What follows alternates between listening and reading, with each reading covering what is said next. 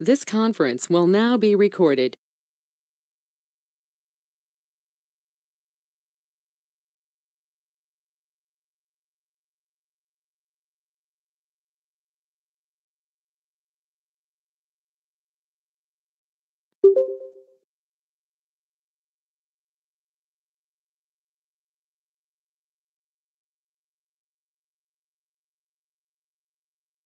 Good afternoon, guys.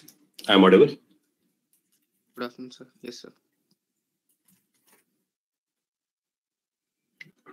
हाँ जी, good afternoon जी। तो start करने से पहले कोई डाउट पिछला?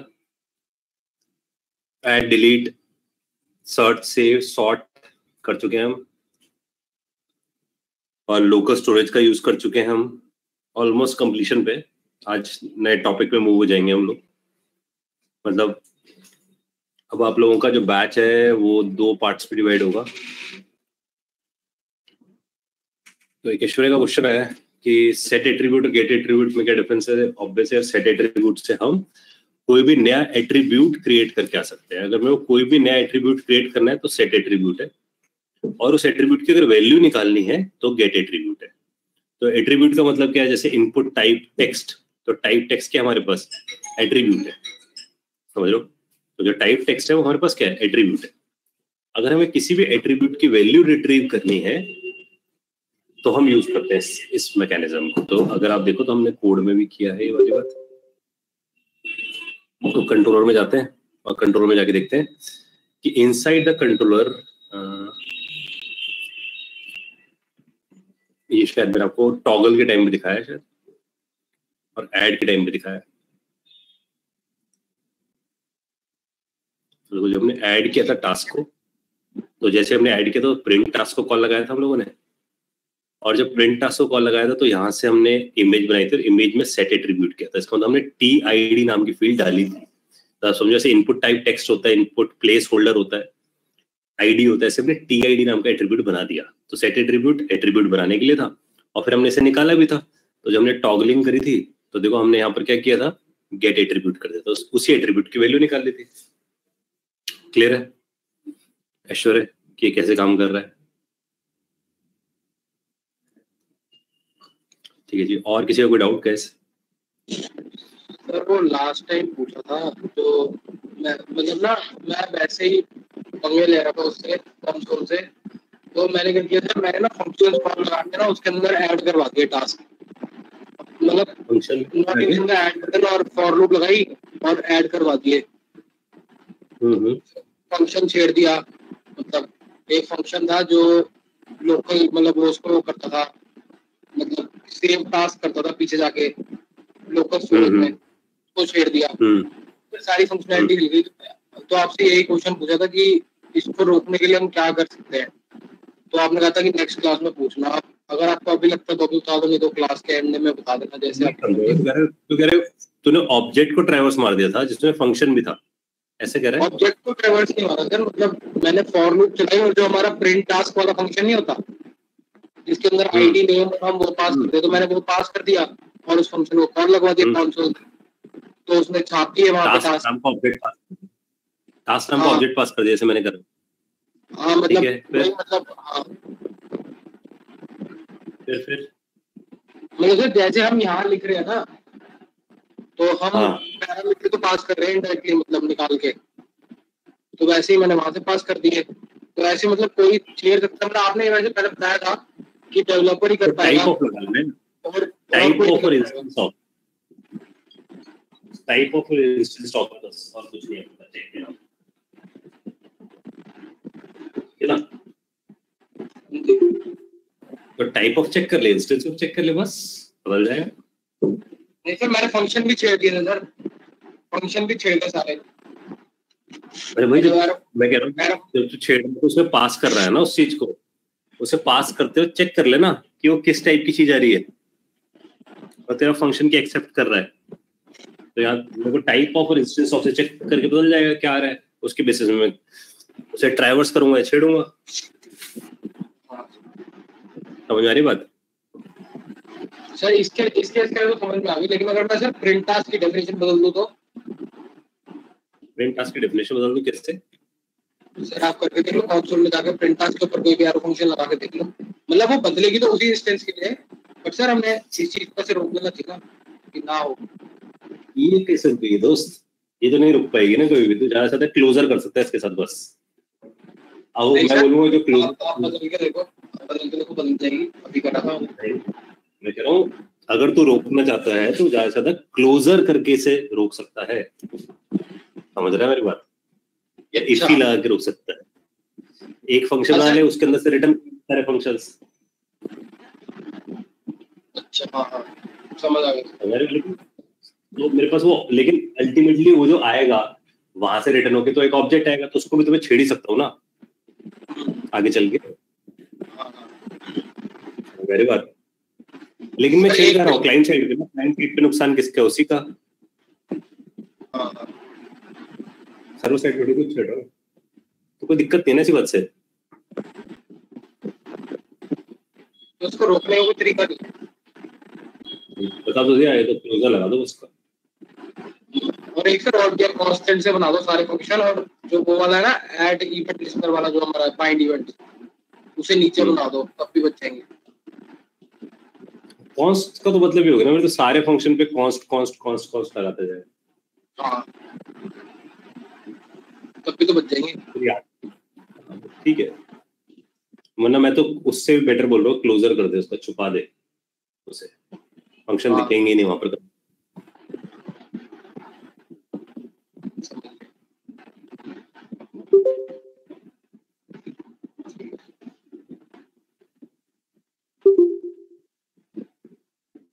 ठीक है जी, क्षेत्र का क्वेश्चन आया, क्या टाइम स्टैम्प दिखा सकते हैं? बिल्कुल दिखा सकते हैं टाइम स्टैम्प। आपका दो ऑप्शन है, या तो टाइम स्टैम्प इनपुट करा लो सामने वाले से, ये भी पॉसिबल है। तो जैसे कि मान लो मैं इसे यहाँ से कॉपी करता हूँ, पेस्ट कर दूं और यहाँ डाल दूं, डलवा दूं डेट, और यहाँ मैं डलवा दूं इनपुट टाइप टेक्स्ट, और यहाँ डाल देते हैं हम dt डेट के लिए।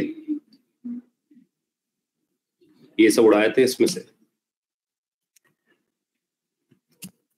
इसको उड़ाए थे यहाँ से। ठीक है, तो इनपुट टाइप में यहाँ डाल देते हैं डेट। बस इतना करने से भी आपके पास डेट आ जाएगी। अब आप जो इनपुट लोगे वो डेट की तरह आपके पास आएगा, उससे आप रिजर्व कर लोगे। तो अगर हम यहाँ जाएं, जैसे चैट विंडो में साइड करता हूँ, देखो ये HTML फाइल का फीचर है, पूरा कैलेंडर बना के दे देता है, और ये आपको डेट आ गई। इसी फॉर्मेट में आप डेट स्टोर कर सकते हो।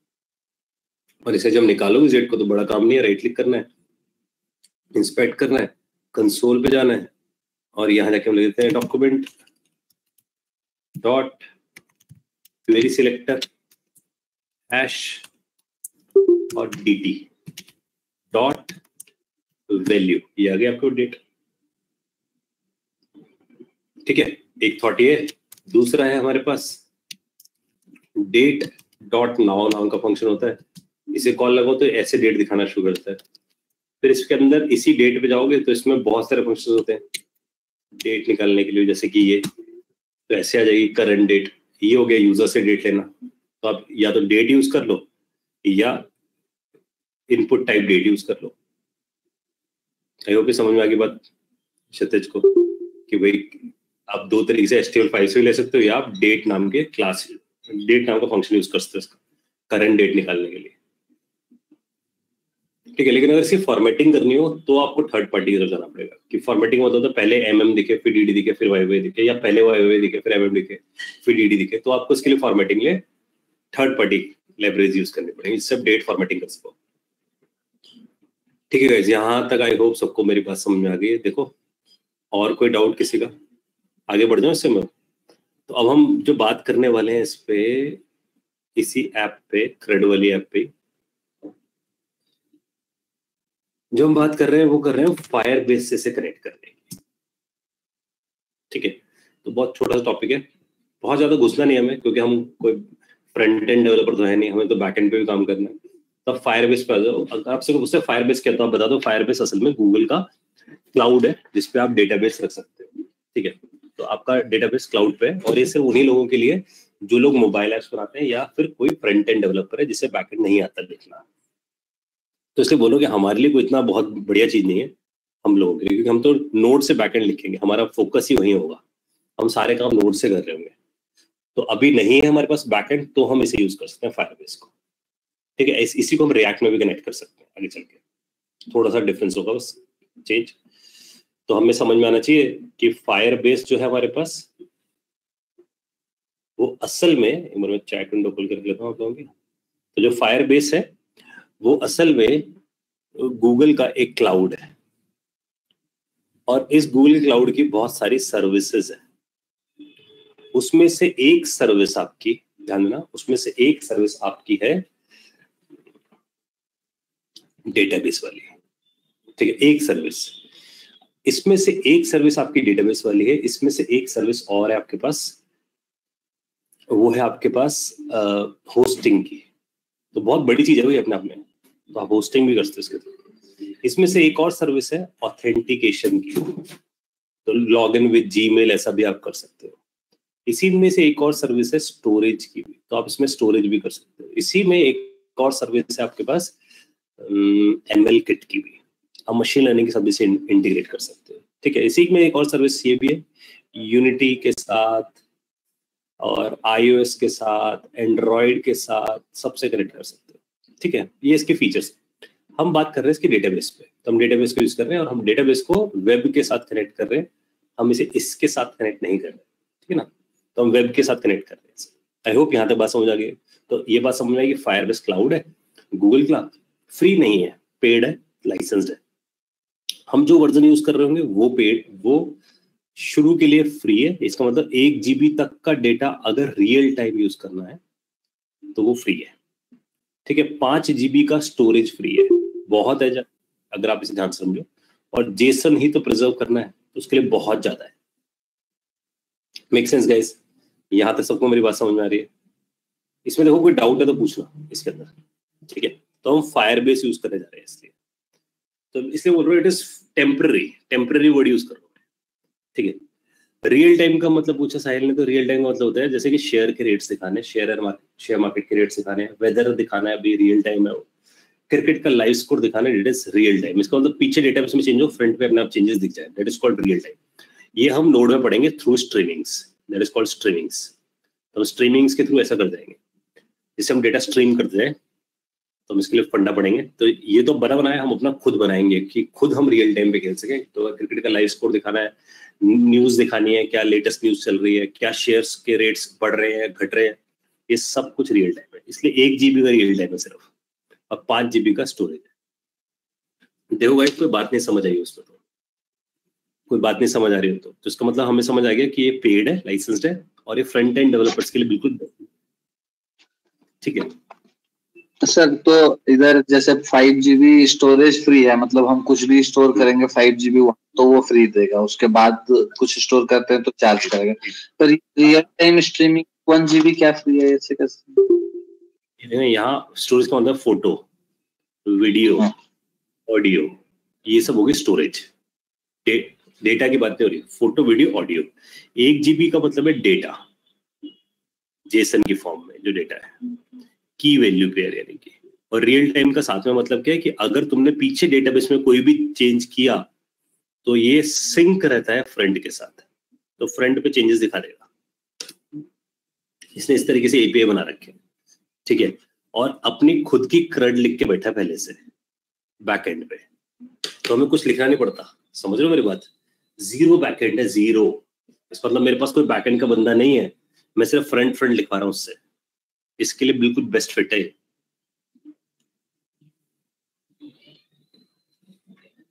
सर कितने यूजर सपोर्ट होता है? यार यूजर्स मैंने ऐसा तो टेस्ट करे नहीं अभी, क्योंकि मैंने इसे कोई ऐसा भी, इसको मैंने प्रोडक्शन पे कभी यूज नहीं किया। और मेरे हिसाब से प्रोडक्शन पे सिर्फ और सिर्फ कहाँ यूज होगा यार, जहां पर मेरे पास कोई ऐसी ऐप हो मोबाइल बेस्ड जिसका कोई बैकएंड ना हो मेरे पास, वहां यूज होगा। समझ रहे हो बात? सिर्फ वही रह जाएगा। जी सर। इसलिए ज्यादातर, जैसे मैं अभी वही दिखाना चाहता था, मैं एक बार देख रहा था यार अपने, मेरे पास वायर नहीं मिलती मेरे मोबाइल की, तो अभी मैंने एक ऐप बनाई है पूरी इसी पे, फायरबेस के साथ। उसे हम लाइव करने वाले हैं, किसी कस्टमर से ऑर्डर आया हुआ है उसके लिए बिल्ड कर रहे हैं। तो पीछे बैकएंड पे हमने फायरबेस यूज किया अभी, क्योंकि डेमोस्ट्रेशन जाना है कस्टमर को, तो वहां से बिल्ड कर रहे हैं। ठीक है जी। तो can we use it service independent like DB for any use और होस्टिंग? हाँ बिल्कुल, कोई भी एक सर्विस उठा लो इंडिपेंडेंटली, कोई फर्क नहीं पड़ता। आप डेटाबेस यूज कर लो या होस्टिंग के लिए कर लो, इंडिपेंडेंट सर्विस यूज कर सकते हो इसकी। तो विद पूछा फ्लटर के लिए बेस्ट है, फ्लटर है नहीं किसी फ्रंट एंड के लिए यार। अगर मैं जावास्क्रिप्ट यूज करूँ सिर्फ फ्रंट एंड, मेरे पास बैक एंड नहीं आता बनाना, तो मैं क्या करूंगा, इसी को यूज कर लूंगा। जैसे मैं बता रहा हूँ, मेरे पास अभी एक एप्लीकेशन का ऑर्डर आया हुआ है, इंटरेक्टिव एप्लीकेशन बनानी है एक, तो हाईली एनिमेटेड है, गेम्स वेम्स है उसके अंदर फ्लटर में। तो उसके ऑर्डर के लिए हम लोगों ने फ्लटर यूज किया है, और फ्लटर के साथ हमने पीछे बैकएंड पे जो लगा दिया है वो फायरबेस यूज कर लिया, क्योंकि अभी डेमोस्ट्रेशन दिखाना है कस्टमर को, कस्टमर अप्रूव करेगा, देन उसको असली बजट दिखाएंगे कि भाई इतना पैसा लगेगा अगर तो फायरबेस में जाएगा, या तो अपना लिखवाएगा तो इतना पैसा लगेगा। तो Firebase is best suited when you do not have any CRUD, मतलब CRUD नहीं बनाना चाहते, बना बनाया मिल जाए, पूरा बैकएंड डेटाबेस भी मिल जाए बना बनाया, और आप उसके लिए पे करने के लिए रेडी हो, तब आप इसे यूज करो। ठीक है। फ्लटर, ऐसे पूछा फ्लटर क्या चीज है? फ्लटर मोबाइल एप्स के लिए आजकल, अगर क्रॉस प्लेटफॉर्म एप्स बनाने जो एंड्रॉइड पे चले और iOS पे चले एक ही कोड से, तो फ्लटर यूज किया था आजकल, गूगल ने बनाया है। ठीक है। तो बैकएंड मतलब ये सब अपने आप लिखता है या मतलब क्या फंक्शनैलिटी है? अपने आप जी, अपने आप सब लिखा हुआ है। ऐड कैसे हुआ डेटाबेस में लिखा हुआ है, बस कॉल लगाओ उस फंक्शन को, अपने आप ऐड करके आ जाएगा, डिलीट अपने आप कराएगा, सर्च अपने आप, अपडेट अपने आप। इसलिए बोल रहा हूँ डेटाबेस के ऊपर एक CRUD की पूरी सर्विस लिखी हुई है, लेकिन उसके साथ पैसा भी कस्टमर को जैसे सीखते हैं वैसे इसको भी सीखना पड़ेगा, फिर इसका भी होगा पूरा डॉक्यूमेंटेशन। इसका पूरा डॉक्यूमेंटेशन है यार, लेकिन इसे सीखना क्या, फंक्शन के रट्टे तो लगाने हैं बस, सीखना है फंक्शन से रट्टे लगाओ। ये तुम्हारे बैकएंड वालों के तो हाथ पांव काट दिया ना इसने, समझ रहे हो बात? अगर किसी को क्रेडिट करना है, वो बैकएंड का डेवलपर हायर ही नहीं करेगा, इसके थ्रू काम कर जाएगा फायरबेस के। लेकिन अगर आपके बैकएंड में लॉजिक्स हैं, सिर्फ CRUD नहीं है, तो ये बेकार है बिल्कुल। देखो ऐश्वर्या का क्वेश्चन करे सर, फिर तो सिर्फ फ्रंट एंड पढ़ो, बैकएंड का क्या फायदा? स्टूडेंट्स हमेशा ऐसे सोचते हैं, ऐसा कुछ नहीं भाई।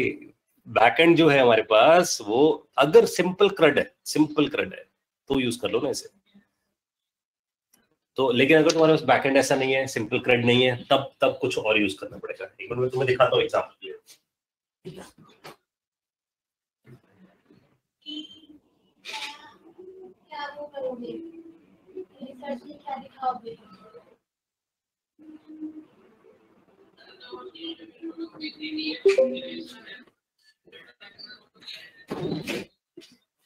तो मैं दिखाता हूँ आप लोगों को इसमें। बस एक ऐप है जिससे आपको समझ आ जाएगा कहाँ फिट हो रही है और क्यों लगाया मैंने फाइल उस पर। उसके पीछे रीजन था ना लगाने का। एक मिनट रुक जाओ, मैं अपने मोबाइल से कनेक्ट कर रहा हूँ इसे।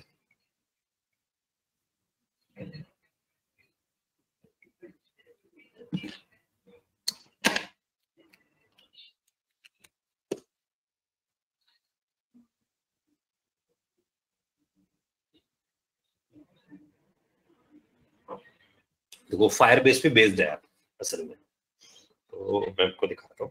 ये हमने मुश्किल से 5 दिन में बनाई है ऐप।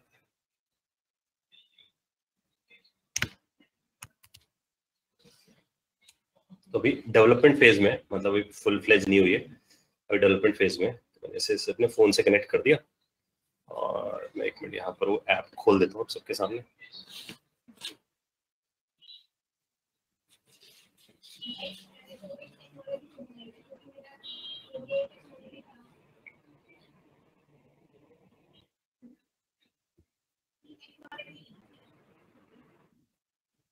देखो ऐसी है, ठीक है। तो ये जैसे एनिमेशन है ये बनाई है इसके साथ, फिर इसे लगाया है, फिर यहाँ पर क्वेश्चन है अलग अलग। अब ये सारे क्वेश्चन फायरबेस से आते हैं, जितने भी आप क्वेश्चन देख रहे हो ना। एक मिनट व्यू करता हूँ। हाँ, ये सारे क्वेश्चन ना फायरबेस से आते हैं। जैसे मैं इस पे जाता हूँ तो यहाँ पर एक क्वेश्चन क्विज शुरू हो गई है, ठीक है। ऐसे चलेंगे, ये फोटो, ये क्वेश्चन, फिर जो क्वेश्चन आ रहा है जिस पे मैं क्लिक कर रहा हूँ उस पर गलत है तो ये हार्ड आएगा बना हुआ। फिर नेक्स्ट किया तो ड्रैग एंड ड्रॉप वाले क्वेश्चंस कि कौन सी चीज किसके अंदर जाएगी, तो उस पर ये एनिमेशन, फिर ये इधर जाएगी, फिर प्लग में डाल दिया हमने, बैटरी में डाल दिया। फिर उसके बाद एक नेक्स्ट क्वेश्चन, अब ये क्वेश्चन जैसे निकल के आ रहा है उस पर लोडिंग डलनी है। क्वेश्चन फायरबेस से आ रहे हैं तो नेटवर्क से आ रहे हैं, तो it will take some time, ठीक है। फिर अगर मैं इस पर ट्रू करता हूँ या फॉल्स करता हूँ तो उसके बाद स्कोर मिल रहा है मेरे को, स्कोर बढ़ रहे हैं, पॉइंट्स बढ़ रहे हैं। ये सारे क्वेश्चंस हम सब बैकएंड से लेकर आए हैं, यानी कि क्योंकि फिक्स है ना, इसमें मुझे क्यों लिखना है चीजें।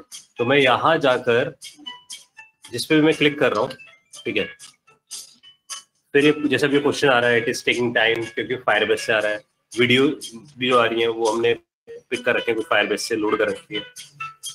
तो आई होप समझ में आ रही है बात आप सबको ना कि क्या हो रहा है इसके अंदर। ऐसे करते करते क्वेश्चंस आते जाएंगे, चेंज होते जाएंगे। मैं क्लिक क्लिक कर रहा हूँ बस, ठीक है, जो भी मेरे को मिल रहा है। अब जैसे जब ये टेस्ट खत्म हो जाता तो उसका स्कोर बोर्ड आया था पूरा, ये सब फायरबेस से। ये जो बनी हुई है आप, ये फ्लटर बनी हुई है पूरी, आप समझ लो। तो ये एंड्रॉइड आईओएस दोनों पे चल जाती है। अभी ये डेवलपमेंट फेज में हम लोगों की। सबमिट कर देते हैं, देखो ऐसे आ जाता है। फिर एक बार ये जो आ रहा है ना फ्री वाला है वाइजर मेरे पास, तो इसके बैक करता हूँ, गो होम पे जाते हैं। तो यहाँ पर एक प्ले गेम का फीचर भी डाला है हम लोगों ने। तो एक कोरोना बेस्ड गेम है, तो कोरोना के वायरस घूम रहे हैं ऑफिस के अंदर, क्योंकि बना रहे कॉर्पोरेट के लिए हमें। तो अगर हम इसे नहीं मारेंगे, ठीक है, तो अगर हम वायरस को नहीं मारते तो जैसे तो अभी डेवलप हो रही है।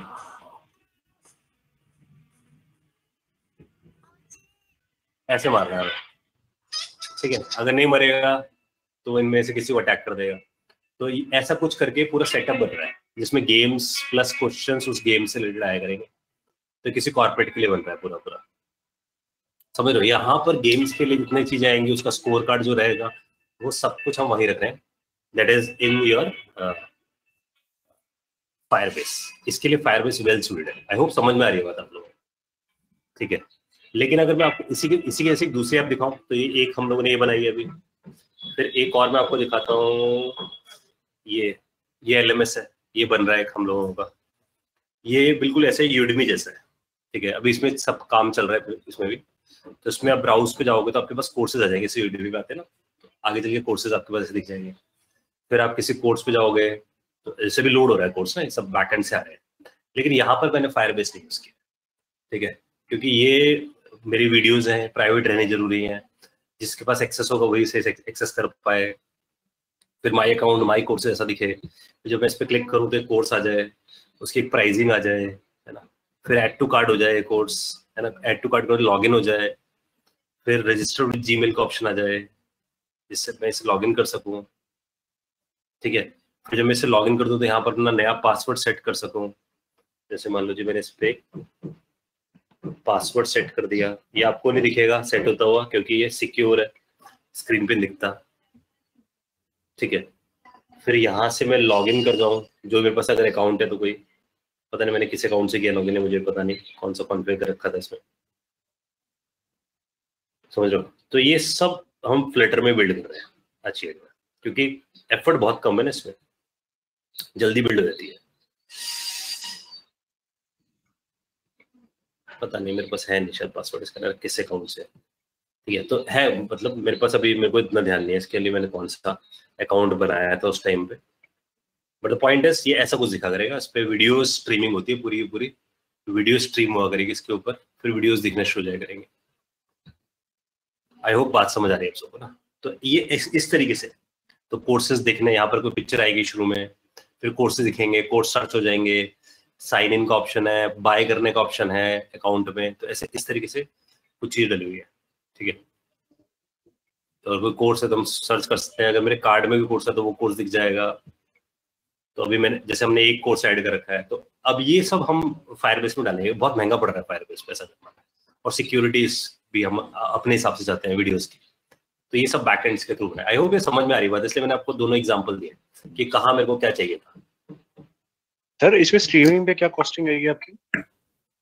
यार अभी तो यार देख, मैंने इसके लिए बंदे हायर कर रखे, क्योंकि मैं तो कोडर हूँ, लेकिन मेरे को क्लाउड के बंदे चाहिए ना इसके लिए, जो क्लाउड पे, तो वो कॉस्टिंग इवेल्युएट कर रहे हैं अभी। वरना अभी तक हम इसे लॉन्च कर चुके होते हैं इस ऐप को ना, लेकिन कॉस्ट, क्योंकि मेरे को कोर्स का जो कॉस्ट रखनी है वो क्लाउड के ऊपर रखनी है। मैं सस्ता रखना चाहता हूँ ताकि हर बच्चे को पहुंच सके इजिली, कोर्स पढ़ना सबके लिए आसान हो जाए। लेकिन वो सारी कॉस्टिंग इस पे डिपेंड करते हैं क्लाउड कितना मेरे से पैसा मांगेगा, तभी वही डिटरमाइन हो रही है इस पे ना। क्योंकि वो लोग फेक यूजर बना के टेस्ट करके देख रहे हैं कितना क्लाउड पे लोड बढ़ रहा है। तो इंडिविजुअल कॉस्ट निकल आ जाएगी ना एक कोर्स की। अगर एक कोर्स 50 घंटे का है, 60 घंटे का है, तो कितना जाएगा उसमें, ठीक है जी। समझ में आ गया आप लोगों को? फायरबेस का फंडा भी समझ आ गया कि फायरबेस कहाँ फिट है और कैसे हम करते हैं। सर ठीक है जी, हाँ जी। सर मैं ना अभी आया हूँ, नेट प्रॉब्लम थी तो एक बार थोड़ा रिवाइज कर दे थोड़ा बहुत। फायर बेस में डिस्कस चल रही थी बस यार, और ऐप सिखा रहे थे, कुछ भी ऐसा नहीं। ठीक है, तो ऐश्वर्य पूछा है फ्लटर जेएस जैसा नहीं है, फ्लटर अलग अलग है कोई कहानी, मोबाइल ऐप से तो मतलब वो अलग है, मतलब उससे कोई फर्क नहीं पड़ता है। जैसे मैं अगर बताऊं तो मैंने वीबी से शुरू किया था, फिर एएसपी पे आ गया था, फिर जावा पे आ गया, फिर मर्न शुरू हो गया, फिर ये JavaScript, node, angular, react, view, Flutter, है ना। जैसे जैसे टेक्नोलॉजी आती है बदलते हैं, क्या फर्क पड़ता है, सब एक जैसे जुड़ी होंगी टेक्नोलॉजीज, लेकिन जो मार्केट में नीड है उस हिसाब से आप पढ़ो बनाओ चीजों। तो बैकएंड लिखने की नीड है ना भाई, अभी तो विदित बताया भाई, वीडियोस क्या कैसे रखेगा, सिक्योरिटी कैसे बनाएगा वीडियोस की, जैसे मैंने अपने एलएमएस में बना रहा हूँ मैं अपने, हाँ ऑथेंटिकेट करना है मेरे को यूजर को अपने हिसाब से, अपना डेटा अपने तक रखना है, तो मेरे को बैकएंड लिखना पड़ा ना इस वजह से, तो पूरा बैकएंड लिखा है मैंने एलएमएस में, और जो क्विज वाली ऐप दिखा रहा था उसमें नहीं लिखा है, उसमें फायरबेस यूज कर लिया। सर हाँ बोलो। आप डिस्कस कर रहे थे कि हाँ कैसे मतलब चीजों को पढ़ना चाहिए, कैसे सीखना चाहिए, एक दिन बताए थे आप। तो आपके साथ हुआ कि जब आप जैसे जैसे आप मतलब प्रोग्रामिंग में करते आ रहे थे वैसे वैसे चीजें आ रही थी, जैसे जावा 5 आपके सामने आया और सब कुछ से पहले कुछ हम लोग ज्वाइन कर रहे हैं, अभी कर रहे हैं प्रोग्रामिंग, तो हम लोग के पहले बहुत चीजें आ चुकी है और अभी आते ही जा रहा है। जैसे जावा इधर ही 14 तक बढ़ गया, उसका पहले भी 1992 से चलता आ रहा है, तो अब जिसको देखते हैं बीच में आ गए हैं, इधर भी इतना लंबा है इधर भी इतना लंबा। जैसे स्प्रिंग 2006 से ही हम लोग 16-15 से स्टार्ट किए हैं करना, तो अब पीछे देखें कि आगे देखें या पूरे उसको डीप में जाके कैसे समझें। जैसे किसी बुक को भी उठाते हैं तो बुक का जो वर्जन चेंज कर रहे हैं लोग, तो किसी में कुछ छोड़ दे रहे हैं कुछ छोड़ दे रहे हैं, तो कैसे कवर करते हैं सर? तो जो पहले वाली है उसे भी देखना पड़ेगा। देखो रूल ये है कि जैसे तुम जैसे जेएस पढ़ रहे हो तो जेएस में आई थिंक तुम्हें सबको समझ आ चुका है कि कौन से टॉपिक्स, अब मान लो तुम लोग में से मान ले धनंजय को बोले तेरे को कोई डिस्कशन करनी है किसी बंदे से कि उसे जेएस आती है नहीं आती, कैसे पता लगाएगा तो उसे जेएस आती है नहीं आती? क्या पूछोगे तुम ऐसा जिसे तुम पता लगा लो कि उसे जेएस आती है नहीं आती? क्या तुम ये बात नहीं पूछोगे क्लोजर पता है, क्या कॉल बैक पता है, क्या प्रोमिसेस पता है, क्या अवेट पता है, क्या लेट वेयर समझता है, लेट वेयर कॉन्स्ट, है ना, इन सब बातों से पता नहीं चला शुरू हो जाएगा। क्या प्रोटोटाइप पता है, क्या प्रोटो पता है? हाँ। तो ये सब ऐसी चीजें जो ये कभी नहीं बदलेंगे, समझ रहे हो ना बात? ये तो समझ लो इसकी बैकबोन है, जो कंसेप्ट है। फिर उसके ऊपर फैंसी फैंसी चीज आएंगे, ट्रिपल डॉट आ गया, है ना, रेस्ट बन गया, स्प्रेड बन गया, है ना, डी स्ट्रक्चरिंग आ गई। ये सब फैंसी नहीं लगे आप लोगों को पढ़ने में? फैंसी फीचर है। कौन सा बहुत ऐसा था कि कुछ ऐसा बदल दिया इन्होंने दुनिया में, समझ रहे हो बात? तो ये क्या है, ये बेस नहीं, ये फैंसी है।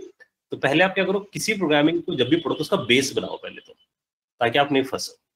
फिर उसमें कुछ ऐसी चीज डालो जो फैंसी हो, जिसे चमकाने के लिए यूज किया जाता है। ठीक है जी।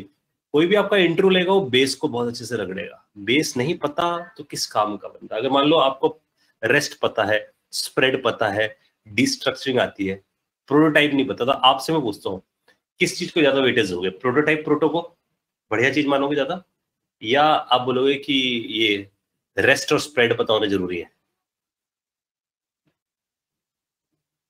क्या लगा आपको कॉम्प्लेक्सिटी वाइज, ये कौन सी चीज ज्यादा आसान थी इन दोनों में से? कौन सी चीज कोई बंदा जल्दी सीख सकता था?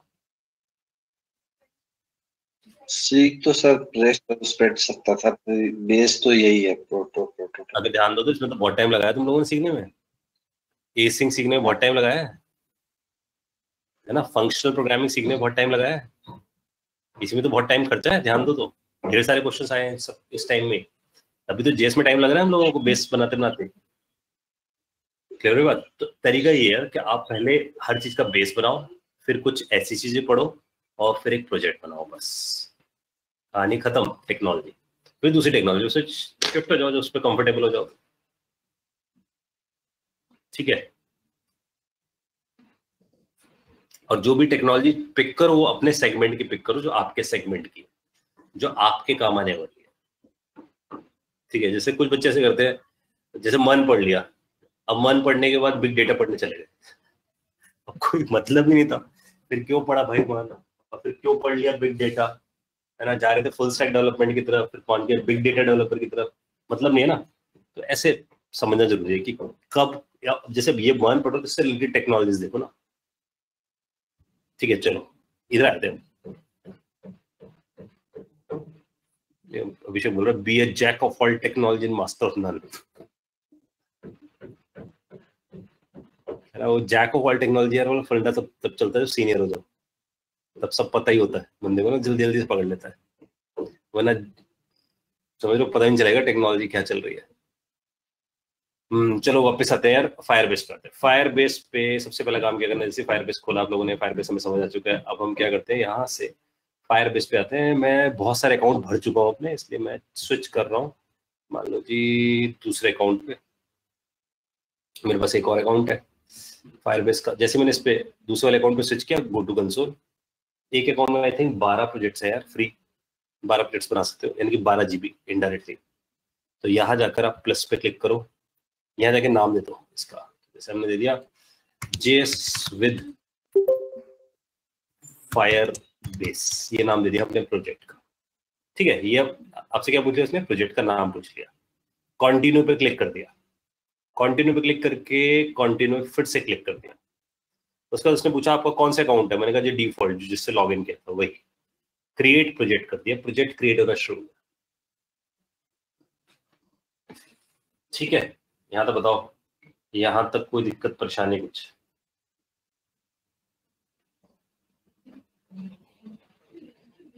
सर मैंने अभी ज्वाइन किया, एक बार बताओगे सर क्या कर रहे हैं? यार हम फायरबेस शुरू कर रहे हैं, इतनी लेट क्यों आ रहे हो भाई? 3 बजे का टाइम, 3:47।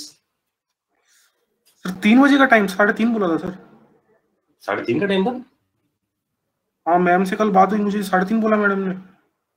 3 का है। तो बात 3 का टाइम, पिछली बार भी 3। मैं पिछली क्लास में नहीं था ना सर। अच्छा, 3 बजे का है टाइम, 3 बजे चल रहा है। तो देखो जी, हमने फायरबेस का बस प्रोजेक्ट बिल्ड किया, अभी कंटिन्यू कर देते हैं ऐसे, ये हमारे पास आ गया।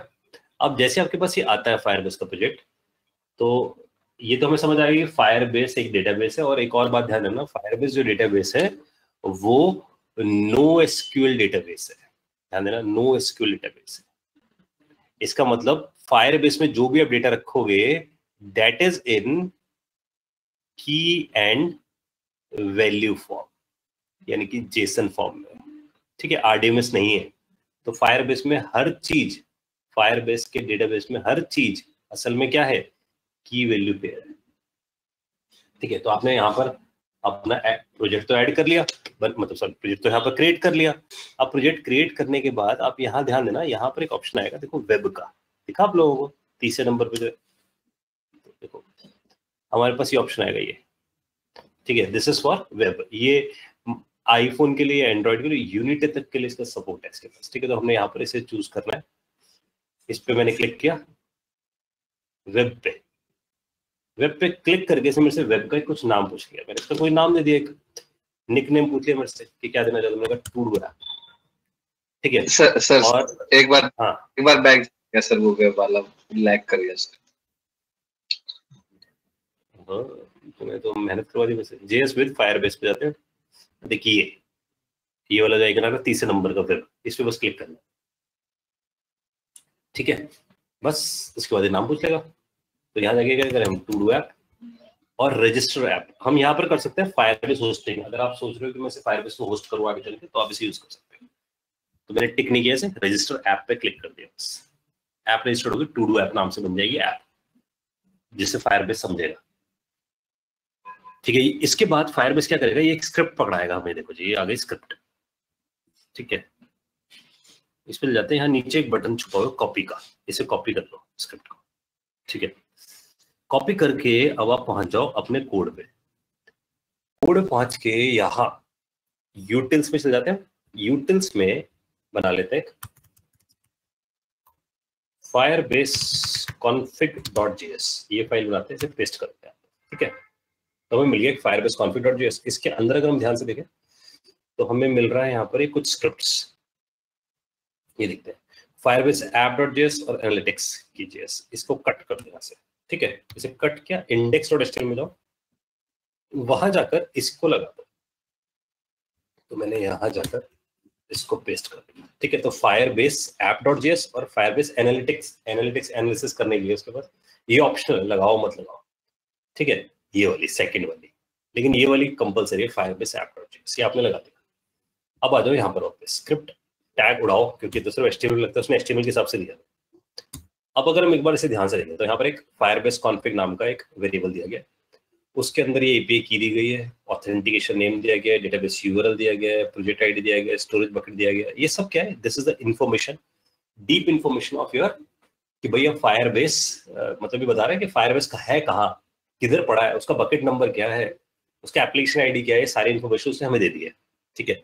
और फायरबेस का एक ऑब्जेक्ट भी दे दिया है इसने हमें। अभी देखो यहाँ पर एरर जरूर आ रहा है, क्योंकि ये ऑब्जेक्ट कहाँ से आया होगा? index.html में, इस जगह से, firebase app.js से। तो आप इसे चेक करो, इसे रिफ्रेश करते हैं, राइट क्लिक करते हैं, इंस्पेक्ट करते हैं। हमने स्क्रिप्ट टैग लगा रखा है अभी सिर्फ वहां पर, तो यहाँ चेक करते हैं। देखो फायरबेस का ऑब्जेक्ट मिल रहा है हमें, ये कहाँ से आया? आपको याद रखना है, इस स्क्रिप्ट टैग से आया है, इसमें से वो ग्लोबल ऑब्जेक्ट आया। अब बिकॉज वो आपके पास आ गया ग्लोबल ऑब्जेक्ट, तो अब आप यहाँ जाकर लिख सकते हो स्क्रिप्ट टैग src, और यहाँ हमने लिख दिया scripts/utils/firebase config, ठीक है। कोई डाउट पूछना तो यहाँ हमने लगा दिया firebase config तक का, ठीक है। ये हमने यहाँ पर कॉन्फ़िगर कर दिया। अब क्या करते हैं हम यूज कर सकते हैं फायरबेस को, मतलब हम फायरबेस पे जा सकते हैं। अब फायरबेस को यूज करने के लिए सबसे पहले आप पहुंचो वापस इसी जगह पे, कहाँ है हमारा फायरबेस? इस जगह पे, ठीक है। हम फायरबेस पे पहुंचते हैं, this is the location of Firebase. अब जैसे आप इस लोकेशन पे पहुंचते हो फायरबेस की, से स्क्रॉल डाउन करते हो तो यहाँ पर एक ऑप्शन है कंटिन्यू टू द कंसोल। हमने कॉपी तो कर लिया, कंटिन्यू टू द कंसोल। यहाँ देखो वेब पे आपको देखिए टू डू ऐप आ गई, ठीक है। तो जैसे साहिल ने पूछा क्या कोई पॉसिबिलिटी है to hide any config file? नहीं यार, कोई पॉसिबिलिटी नहीं है, बस आप इतना कर सकते हो, उसे अगलीफाई कर दो। तो अगलीफाई ऑनलाइन ये सर्च मार लो, ठीक है। तो आप पूरे कोड को ना अगलीफाई कर दो और यहाँ पहुंच जाओ। मैं आपको एक सैंपल दिखाता हूँ। जैसे कि मान लो हमारे पास कंट्रोलर है, आप नहीं चाहते कि कंट्रोलर कोड समझे, तो आप इसे कॉपी करो, यहाँ पेस्ट करो, ऐसा हो जाएगा ये कोड।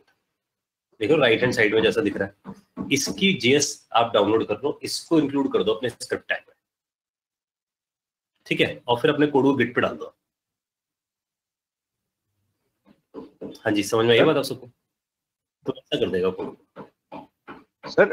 अनअगलीफाई भी तो हो सकता है ना, किसी को कॉन्फ़िग करना। हाँ बिल्कुल यार, लेकिन ध्यान दो यार, क्लाइंट साइड पे जो कोड है वो बनाइए दिखाने के लिए, ठीक है ना, छुपाने के लिए बनाई नहीं। आपका क्या कहते हैं फायरबेस का सारा प्रोजेक्ट का, तो मैं अपने ऐप में लगा दूं तो मतलब सेम ही हो जाएगा ना वो? तो फिर बिल्कुल कर सकता है, बिल्कुल कर सकता है।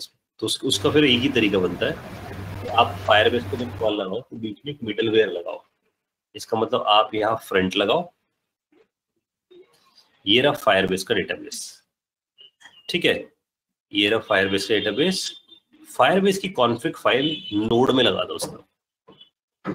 यहां से नोड को बुलाओ, नोड कुछ करेगा नहीं, बस नोड जाके से बुला देगा। तो node is acting like a middleware, ठीक है। और आप सारे ऑपरेशन किससे करा रहे हो? फायरबेस से, तो सब चीज छुप जाएगी। तो ऐसे एक मिडलवेयर लगा दिया था बीच में, अगर आप नहीं चाहते कि आपकी कोई कॉन्फ़िग फाइल देख पाए, वरना आप सिर्फ अगलीफाई कर सकते हो मैक्सिमम उस फाइल को, ठीक है। हाँ जी, समझ में आ रही बात आप सबको? तो अगर आपको कुछ भी API छुपाने अपने, तो बीच में एक मिडलवेयर बनाओ नोड का, उसके थ्रू करो। सर सर अगलीफाई करके अगर हम सपोज पूरा कोड उसमें डाल दें, क्या बोलते हैं, सपोज हमारी जो controller.js है उसके अंदर डाल दें, तो ये कोड की फंक्शनैलिटी सेम रहेगी और बस कोड थोड़ा सा अजीब सा दिखेगा? ऐसा बहुत अजीब हो गया, थोड़ा नहीं बहुत बदल दिया इसने कोड हमारे। इन वेरिएबल तक के नाम बदल देंगे बीच बीच में, देखना कहीं छोटे छोटे कर देता है। लेट ई तो हमने शायद कहीं बनाया हो, लेकिन आर्गुमेंट्स के नाम बदल देगा, जहां बड़े बड़े ऑब्जेक्ट लिखेंगे वो छोटे कर देगा, मीनिंगफुलनेस खत्म कर देगा। तो ये बहुत ही बुरा कर देता है कोड को, समझ लो। फंक्शनैलिटी सेम रहती है बस, फंक्शनलिटी सेम रहती है। अब इससे बुरा कर सकता तू यार, देख तू क्या अगर इस फाइल को, कंट्रोलर को, ध्यान सुनना मेरी बात, इससे भी और करते हैं लोग, कंट्रोलर को और मॉडल को और यूटिल को, इन सबको कॉन्कैट करते हैं, ठीक है। कॉन्कैट करके वो सब एक ही बन जाएंगे। तो कॉन्कैट नाम की भी यूटिलिटीज है इंटरनेट पे, वो सारी फाइलों को मिलाकर एक फाइल प्रोड्यूस कर देगी, ठीक है। इसको जाकर अगलीफाई कर दे, समझ रहा है। और इस अगली फाइल को HTML लगाते हैं। HTML में कितनी JS है? सिर्फ एक। आप समझते रहो फिर इसे, समझ आ रही बात। MV से MV सब खत्म। ऐसे ही होगा रिएक्ट में। रिएक्ट में करेंगे ना, बहुत बढ़िया बन जाएगा। सर अगर मैं अपनी कॉन्फ़िग फाइल को कहीं पे होस्ट कर दूं और उसको स्क्रिप्ट को इंक्लूड करूं, मतलब ऐसे, तो फिर तो कर सकते हैं ऐसे, मतलब स्क्रिप्ट को किसी साइट से ऐसे स्क्रिप्ट से उठा लेगा ना, फिर वो CDN लिंक दूंगा ना, मैं CDN से निकाल लूंगा। समझ रहे बात? अरे आप क्या करोगे, जहाँ से CDN में डाल पाओगे उसका,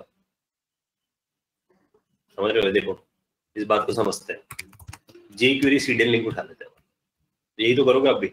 आप किसी CDN पे जाओगे फ्री वाले, उस पर आके अपनी फाइल डालकर आ जाओगे। अब मैं क्या करूंगा, देखो मेरे को अगर आपके स्क्रिप्ट देखनी है बंदा जाके, तो मैं यहाँ से मान लो मैंने अनकम्प्रेस वाला उठा रहा हूँ जानबूझ के। अनकम्प्रेस का मतलब है जो कोड देखा जा सकता हो। अब इसका ये देखो, ये URL है, ये HTTP jQuery JS, इस पे जाते हैं, ऐसे पेस्ट कर देते हैं। ये देखो आ गया पूरा कोड, समझ रहे हो बात। फायदा कुछ भी नहीं होगा ना उसका। सर मतलब ऐसे नहीं कर सकते कि जैसे हम गिट पे एक प्राइवेट रिपोजिटरी बनाए सिर्फ कॉन्फ़िगरेशन स्टोर करने के लिए और फिर उसको इंक्लूड करें स्क्रिप्ट में, तो वो एक्सेस करने देगा फिर ऐसे, मतलब नहीं। तो उसे पब्लिक ही चाहिए वो स्क्रिप्ट। तो बेटर ये है कि आप मिडलवेयर के थ्रू जाओ हमेशा, यही करते हैं लोग, ठीक है। उसका सबसे बेस्ट एग्जांपल है इस टाइम ट्रिवैगो, वो यही कर रहा है। उसके बाद दुनिया जान के APIs है ना, अब वो API क्लाइंट साइड पे, सब सर्वर साइड पे, वो सर्वर साइड पे सारा डेटा लेकर आता है, फिर उसे मिक्स करता है, फिर हमें देता है। तो सारे APIs एक जगह बंडल हो गए ना। तो वो लोग क्या कर रहे हैं, यही इसी फंडे पे तो बैठे हैं कि फ्रंट ने जाके ट्रिवैगो के बैकएंड को कॉल लगाया, ट्रिवैगो ने क्या किया, उसने यात्रा को कॉल लगाया डेटा लाने के लिए, मेक माई ट्रिप को कॉल लगाया। ऐसी और भी इतनी वेबसाइट्स होंगी इसी सिमिलर नीचे की, सबको कॉल लगाया जाता है, सबसे डेटा ले आता है यहाँ पर, फिर उसे कलेक्ट करता है और फिर कलेक्ट करके यहाँ फेंक देता है। तो इसका मतलब फ्रंट एंड पे कोई बैठा हो वो तो हमेशा ट्रिवैगो से बात करता है ना। ये एब्स्ट्रैक्शन मेंटेन कर दी ना हमने, आप यही तो चाहते हो, तो वैसे ही मेंटेन होगी, बीच में कोई मिडलवेयर लगाकर। ठीक है जी, क्लियर है सब बात। सर अपने फ्रंट एंड साइड के कोड को अगलीफाई करना, मतलब इसका कुछ यूज केस भी है कि मतलब बैक एंड वाली नेटवर्क फास्ट हो जाएगी। नेटवर्क फास्ट नहीं हो गया, आप सोचो आप नेटवर्क पे 10 फाइलें भेजते थे, 10 फाइलों को कॉन्केट करके एक फाइल बनाई, एक फाइल को उठाकर 10 में मर्ज कर दिया, 10 फाइलों को मर्ज करके एक फाइल क्रिएट हुई, उसे अगलीफाई कर दिया और वो फाइल का साइज 10 KB था, वो 2 KB हो गया। तो नेटवर्क पे फास्ट जाएगी ना, और लोड भी जल्दी होगी। और कंप्यूटर को थोड़ी मतलब होता है, कंप्यूटर थोड़ी हमारी तरह होता है कि स्पेस होना चाहिए, है ना, AB नाम नहीं होना चाहिए वेरिएबल का, सिंगल लाइन में कोड नहीं लिखना चाहिए, ये कंप्यूटर थोड़ी समझता है। कंप्यूटर के लिए तो सब कुछ एक जैसा है ना कोड, तो उसके लिए तो कंप्यूटर का मतलब क्या, ब्राउजर तो एक सॉफ्टवेयर है ना, वो तो जाके कोड पढ़ लेगा जैसा मुझे पकड़ाएंगे। समझ रहे बात। तो सिक्योरिटी पॉइंट ऑफ व्यू से भी है कुछ? नहीं, सिक्योरिटी कुछ नहीं है, अगलीफाई है तो अनअगलीफाई है, समझ रहे हो। मैं अनअगलीफाई कर दूंगा उसे उठाकर, तो इसलिए क्लाइंट साइड पे कोई कोड ऐसे लिखो मतलब जो सिक्योर हो। अगर आप ध्यान से देखो, हमारा जो टू डू लिस्ट हम लोगों ने बनाई है, क्या कर लेगा कोई, क्या बिगाड़ लेगा इसका क्लाइंट साइड, समझ रहे हो। अगर हम फायरबेस की की को नोड पे डालकर आ जाएं बस, तो कुछ नहीं बिगाड़ सकता वो। जो भी बिगाड़ेगा उसी को नुकसान होगा फ्रंट पे उसका, सिर्फ सर्वर साइड पे नुकसान ही नहीं ना। समझ रहे हो बात? वो क्या करके देख लेगा? जो विदित बता रहा था, मैं इसलिए कह रहा था कि उसमें इतना एफर्ट लगाने की कोई जरूरत ही नहीं है। क्या कर लेगा? चलो जी, यहाँ गया, मेरे फंक्शन को डिस्ट्रॉय कर देगा। इंस्पेक्ट करते हैं, कंसोल पे जाते हैं, यहाँ देखते हैं टास्क ऑपरेशन है। ये ऑब्जेक्ट हमारा ग्लोबल है, इसको उठाकर ऐसा कर देगा टास्क ऑपरेशन, तो आएगा 1 कर दो इसे करने की कोशिश करेगा। ये हमने कॉन्स्ट बनाया था तो ये बच जाएगा। अच्छा जी, चलो हम इसके अंदर जाते हैं ऐड टास्क पे। अब ऐड टास्क को 1 करके आ जाएगा, ये हो गया 1, डिस्ट्रॉय कर गया हमारा फंक्शन। और हम यहाँ जाएंगे, यहाँ जाके टाइप करेंगे, ऐड का बटन दबाएंगे, फट जाएगा। क्या हो गया? इससे क्या नुकसान है ना? क्लाइंट अगर बोलेगा ये एरर आ रहा है, मैं कहूँगा रिफ्रेश कर ले, कहूँगा फिर जाकर फिर ऐड कर दे, वो तो उसकी गलती है ना। डिस्ट्रॉय तो कर ही नहीं पाया ना कुछ वो। समझ लो बात, वो सिर्फ खेल रहा है यहाँ पर।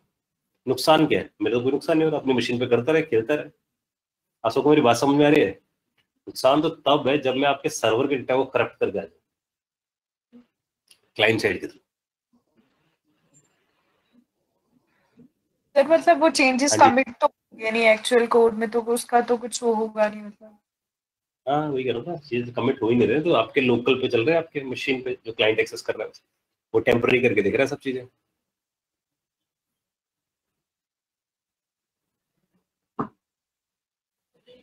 हाँ जी, यहाँ तक क्लियर होगी बात?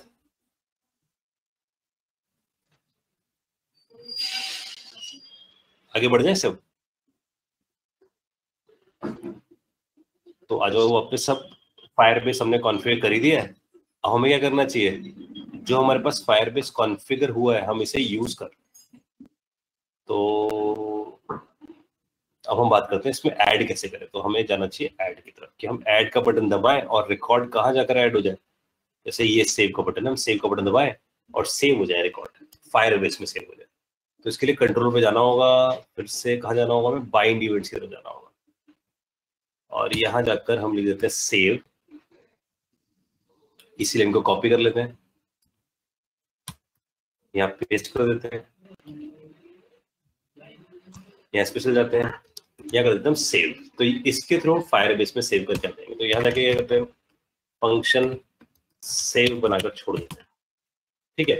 और यहाँ जाके हम बोल देते हैं टास्क ऑपरेशंस डॉट सेव, या तो ऐसा कर लो टास्क ऑपरेशन में भेजो उसे, या फिर हम ये डेटा अपने पास तो पड़ा ही है, इसको हम जाकर बेटर है कि टास्क ऑपरेशन का मिक्स नहीं करते, थोड़ा साफ सुथरा करना चाहता हूँ मैं इसे। तो यहाँ बनाते हैं db.js, यानी कि इस पे डेटाबेस के सारे ऑपरेशंस करूंगा। तो यहाँ करता हूँ कॉन्स्ट db, तो ये फिक्स्ड हो गया हमारे पास। अब आप क्या करो? इस db पे जाकर इसमें चेंजेस करना शुरू करो। तो अब आप क्या करो? सबसे पहले ऐड करने की बात करो। तो ऐड कैसे करोगे? तो यहाँ पर फंक्शन आता है ऐड करते हो तो आप क्या पास करो? यहाँ पर टास्क पास कर देते हैं, टास्क है आपके पास। अब आपके पास टास्क है तो आप यहाँ लिख सकते हो टास्क डॉट फॉर ईच, ठीक है ना। तो क्या होगा? ये लूप में चलने शुरू हो जाएंगे टास्क, और यहाँ से मेरे पास क्या जाएगा? टास्क का एक ऑब्जेक्ट आ जाएगा निकल कर। ये एक ऑब्जेक्ट आ गया टास्क का। आई होप समझ में आ रही बात आपको, क्योंकि ढेर सारे टास्क होंगे ना, मैं ऐड का बटन दबाऊंगा तो सारे टास्क एक ही बारी में डेटाबेस में चले जाने चाहिए। अगर वो डेटाबेस में चले जाए टास्क, तो हमें पहले फायरबेस की तरफ आना पड़ेगा। फायरबेस में हमें डेटाबेस पे जाना पड़ेगा कि भाई डेटाबेस क्या है। तो हम यहाँ जाएंगे डेटाबेस पे। इसलिए बोलो सबसे आसान टॉपिक है अभी तक का जो हम पढ़ रहे हैं ना, इसमें कुछ खास है नहीं। यह आ गया क्लाउड फायर स्टोर, यही सबसे नया है, मैं इसी को यूज करता हूँ। तो Cloud Firestore create database पे जाते हैं। क्रिएट डेटाबेस पे जाके बोलते हैं start in test mode. Test mode का मतलब है कि भाई टेस्टिंग के लिए खेल रहा हूँ मैं भी, कोई प्रोडक्शन लाइव तो है नहीं मेरा। इसे नेक्स्ट कर दे, टेस्ट मोड के लिए इसे ऑन कर दे। और इसे कहाँ का सर्वर यूज करना चाहता हूँ, ये ऑप्शन है मेरे पास। यूनाइटेड स्टेट्स का, एशिया का, तो मान लो एशिया का सर्वर चूज कर लिया हम लोगों ने, डन कर दिया। तो ये फायर स्टोर में इसने हमें एक सर्वर भी दे दिया कि कहाँ आपका डेटा प्रिजर्व होगा। तो हमने कोई एशिया स्पेसिफिक सर्वर चूज कर लिया। अभी क्या कर रहा है? डेटाबेस क्रिएट कर रहा है मेरे लिए, और उसको टेस्ट मोड में चला रहा है ताकि अनलॉक हो, मैं इसे एक्सेस कर पाऊँ।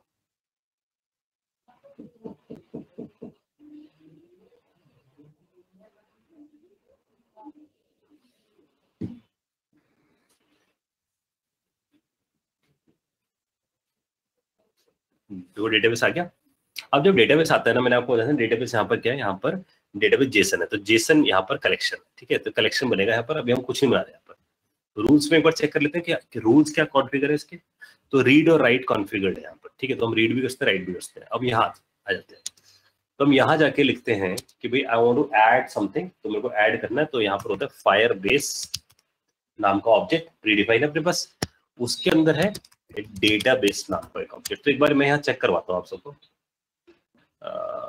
यहाँ पर CRUD ऐप, ठीक है, यहाँ चेक करो फायरबेस डॉट, एक मिनट, फायरबेस तो मेरे को मिल रहा था भाई, तो फायरबेस इन्होंने शायद बदल दिया कुछ एपीआई, मुझे ऐसा लग रहा है। फायरबेस तो है लेकिन डेटाबेस नाम की तो कोई चीज नहीं दिखा रहा है मेरे को। एक मिनट में, क्योंकि इसने ना ये नया बनाया है, और जो हम यूज कर रहे हैं ना दैट इज फायर स्टोर, ये नया है। तो काम करते हैं, इसको चेक कर लेते हैं। फायर स्टोर यूजिंग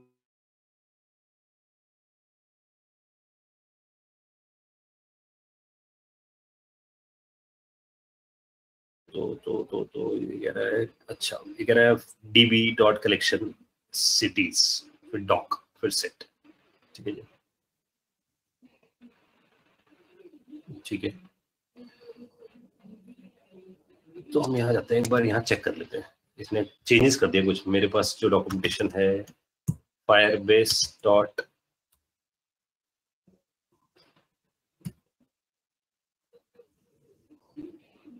एक मिनट, कुछ गड़बड़ है, एक बार यहाँ जाते हैं।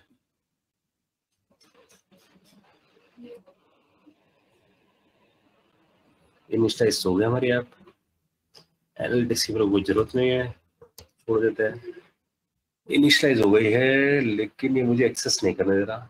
एक मिनट, फायरबेस के अंदर क्या है ये चेक करना पड़ेगा।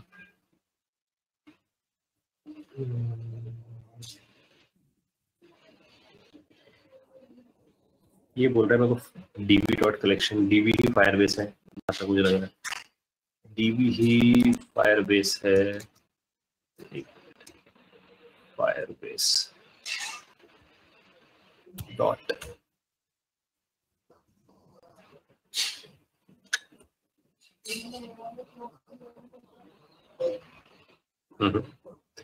एक मिनट यार, देखते हैं एक मिनट। ये टेंशन रहती है जब, क्योंकि मैं नए वाले पे आ गया हूँ, तो नए वाले के हिसाब से गड़बड़ है, तो इसने सिंटैक्स बदल दिया। ये मैंने कर रखा है फायरबेस डॉट फायरस्टोर। नहीं यार, वो जो साहिल आप पूछ रहे हो ना, डीबी जेएस तो मैं बाद में इंक्लूड करूंगा, पहले मैं देख रहा हूँ कि क्या ये चल रहा है फायरबेस डॉट फायरस्टोर, क्योंकि फायर स्टोर पे आ गया हूँ। फायर स्टोर की जो डॉक्यूमेंटेशन है ना वो बदली हुई है, दैट इज द पॉइंट। तो एक बार यहाँ आते हैं, तो कोई बात नहीं, एपीआई बदलते रहते हैं, कोई फर्क नहीं पड़ता इस बात से। बस हम तो we just want to determine कि भाई ये सही जा रहा है नहीं जा रहा है। तो ऐप हमारे पास आई थी इनिशियलाइज कॉन्फिग से, ठीक है। तो मैं एक काम करता हूँ उसके अंदर, मैंने अभी इंक्लूड इसलिए नहीं किया क्योंकि मैं पहले चेक करना चाहता हूँ कि सब सही काम कर रहा है नहीं कर रहा है। ये बोल रहा चेंज दिस इनटू दिस, दोनों चला के देखता हूँ। उसने बोला है यहाँ से मेरे पास आ जाएगा ऐप और इससे आ जाएगा कुछ ऐसा, ठीक है। मैं यहाँ पर एड भी कर रहा हूँ console.log ऐप। एक काम और चेक करते हैं, index.html पे जाकर सिर्फ चेक करिए फायरबेस कॉन्फिग तो हमने लगा रखी है, वो तो अपने पास है। ऐप आया तो है, app.firestore is not a function, इसको मतलब जो ऐप आया मेरे पास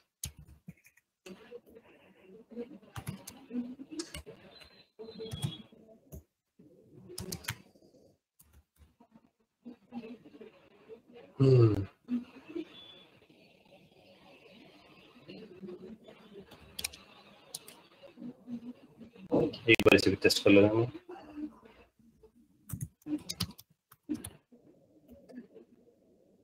भी नहीं चल रहा नहीं।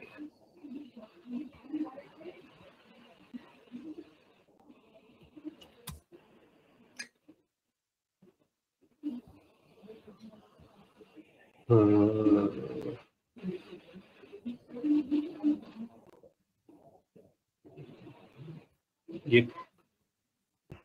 है तो चेंजेस इसके, ये सब हम कर चुके हैं जो बता रहा है ना ये चेंजेस, ये सब तो हमने कर लिए हैं। ये भी हमने डाल दिया है, ये हमें करना नहीं है।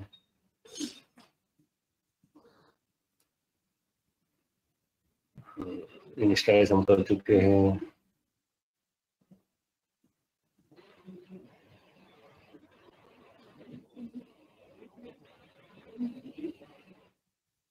फायरबेस डॉट इनिशियलाइज ऐप हो रहा है हमारे में। अभी मैं सिर्फ उसी का कोड देख रहा हूँ जो उसने किया है ना। तो फायरबेस डॉट इनिशियलाइज ऐप तो हो रहा है हमारे पास, उसमें फायरबेस की कॉन्फ़िगरेशन भी गई है। यहाँ पर डिफॉल्ट प्रोजेक्ट भी आया है। डिफॉल्ट प्रोजेक्ट डॉट फायरस्टोर मांग रहा है वैसे, ये चेक करते हैं। ये हमारे पास आ रहा है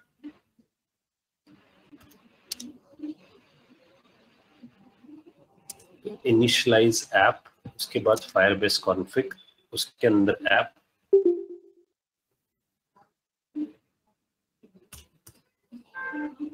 और यहाँ हम बोल देते हैं ऐप डॉट फायरस्टोर। ठीक है जी, एक बार इसे टेस्ट करते हैं। ये तो बोल रहा है ऐसा कुछ फंक्शन नहीं होता मेरे पास, बहुत बड़ी गड़बड़ है। इसका मतलब ऐप में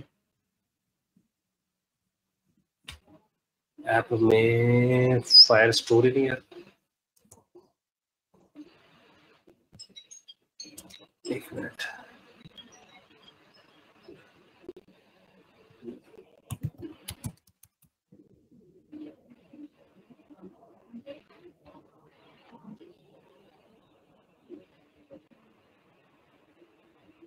क्योंकि हमें चाहिए बिल्कुल लेटेस्ट वाला, हमने लेटेस्ट वाले उठाया है।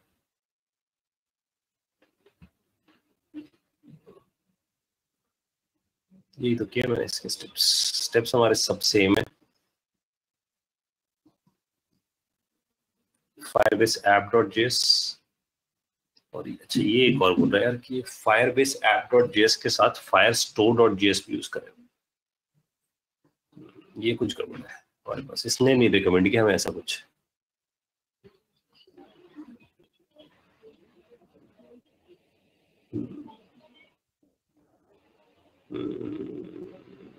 यहाँ तो हमारे पास है, ये दिखते हैं। ये इसने ना पूरी इन्फॉर्मेशन हमें दी नहीं है। तो फायरबेस एनालिटिक्स तो हमने डाल दिया है, फायरबेस ऐप डॉट जेएस भी डाल दिया है, ये तो हमने डाल ही दिया सब कुछ। अब वो बोल रहा है इसके साथ साथ हमें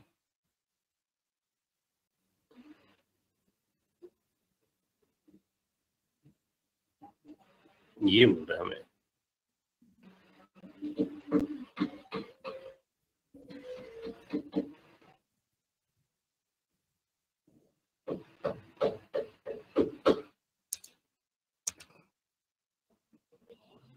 ये बोल रहा है मेरे को Firebase JS, that is the problem guys.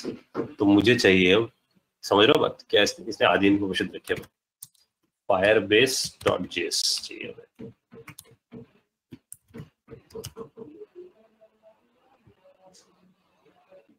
ये वही वापस वही घुमा के ले आया मुझे। तो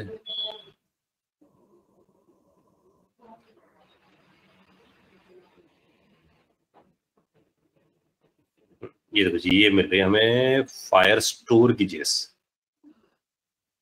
और मैं एक बार नजर मार रहा हूँ कि मेरे को क्या फायरबेस की जेएस मिल रही है। इसको उठा लेते हैं।